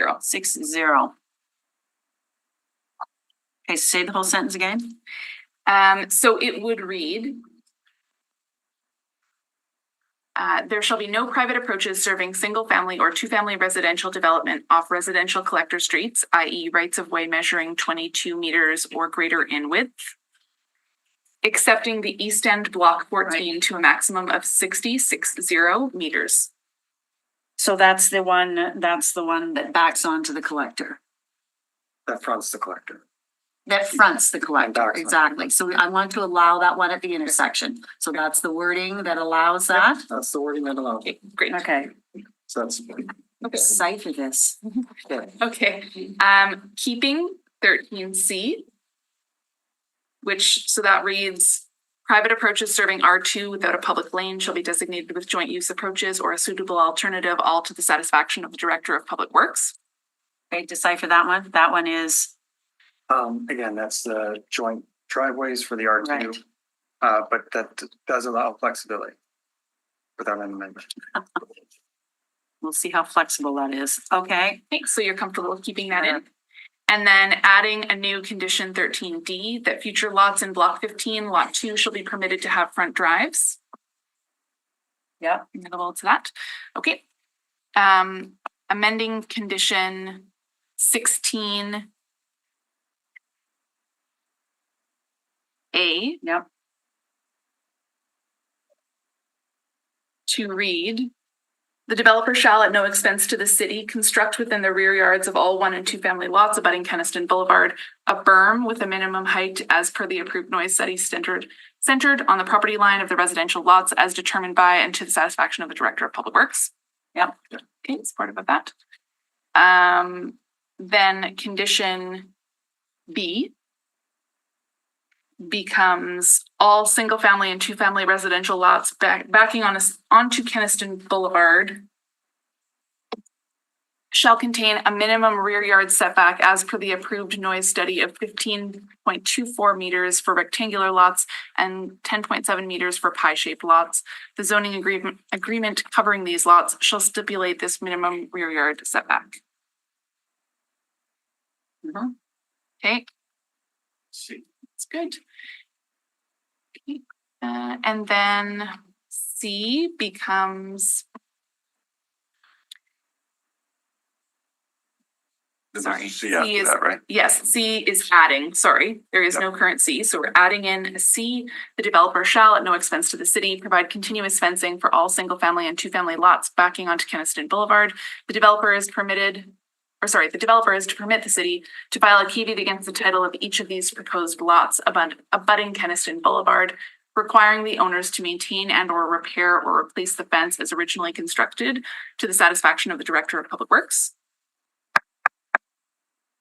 So you're comfortable with that one? Okay. And then adding in a condition 24B6 to provide 2 shade structures that can accommodate a minimum of 10 people each. Comfortable with that?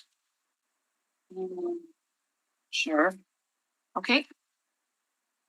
And additionally, there would be an amendment to recommendation 2A, adding a new condition II. All single family and 2 family residential lots backing onto Keniston Boulevard shall contain a minimum rear yard setback of 15.24 meters for rectangular lots and 10.7 meters for pie-shaped lots. That's an amendment to the zoning agreement. Yeah. Okay. Was there anything else that you know? Okay. So we gotta go through the process. Yes. We have a mover for the first one. Okay.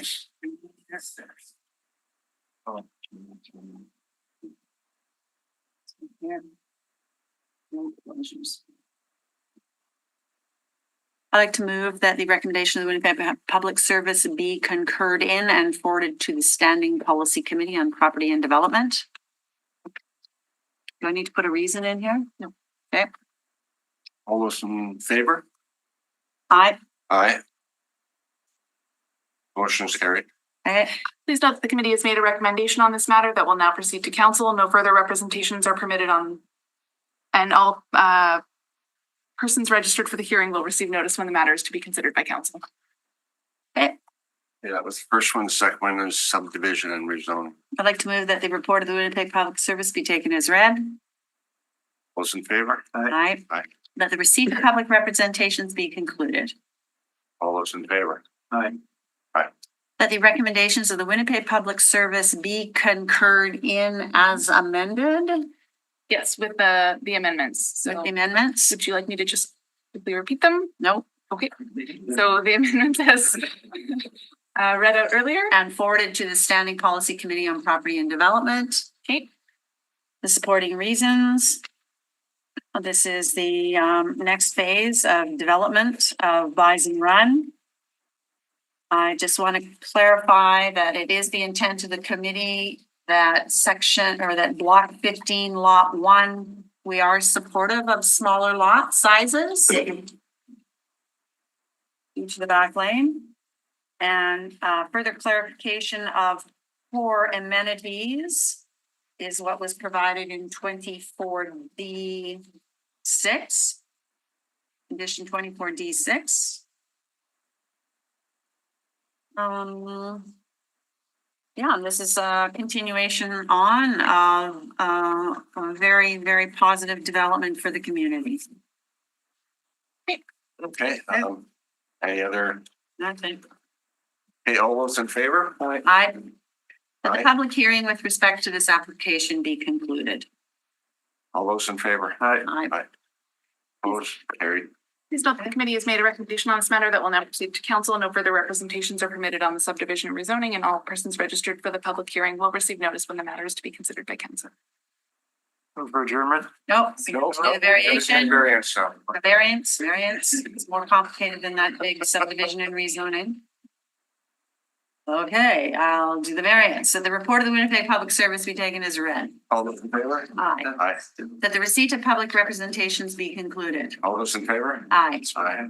That in accordance with subsection 2473 of the City of Winnipeg Charter, the variance is consistent with Plan Winnipeg and any applicable secondary plans. It does not create a substantial adverse effect on the amenities, use, safety, and convenience of the adjoining property and adjacent area, including an area separated from the property by a street or waterway. It is a minimum modification of zoning bylaw required to relieve the injurious effect of the zoning bylaw on the applicant's property and is compatible with the area in which the property to be affected is situated. Okay, so supporting reasons. It supports the development requirements for the Bison Run development. I need a better reason than that, I guess. It's in keeping with the continuous development of Bison Run. Okay. All those in favor? Aye. Motion carried. That the recommendation of the Winnipeg Public Service be concurred in and the variance approved. All those in favor? Aye. That Aye. the public hearing with respect to this application be concluded. All those in favor? Aye. Aye, motion carried. Please note that the committee's decision with respect to this application may be appealed. Should you wish to appeal, information on how to do so will be included in the order issued, which will be mailed to all persons registered. For adjournment? Okay. All those in favor? Aye. Meeting adjourned. Okay.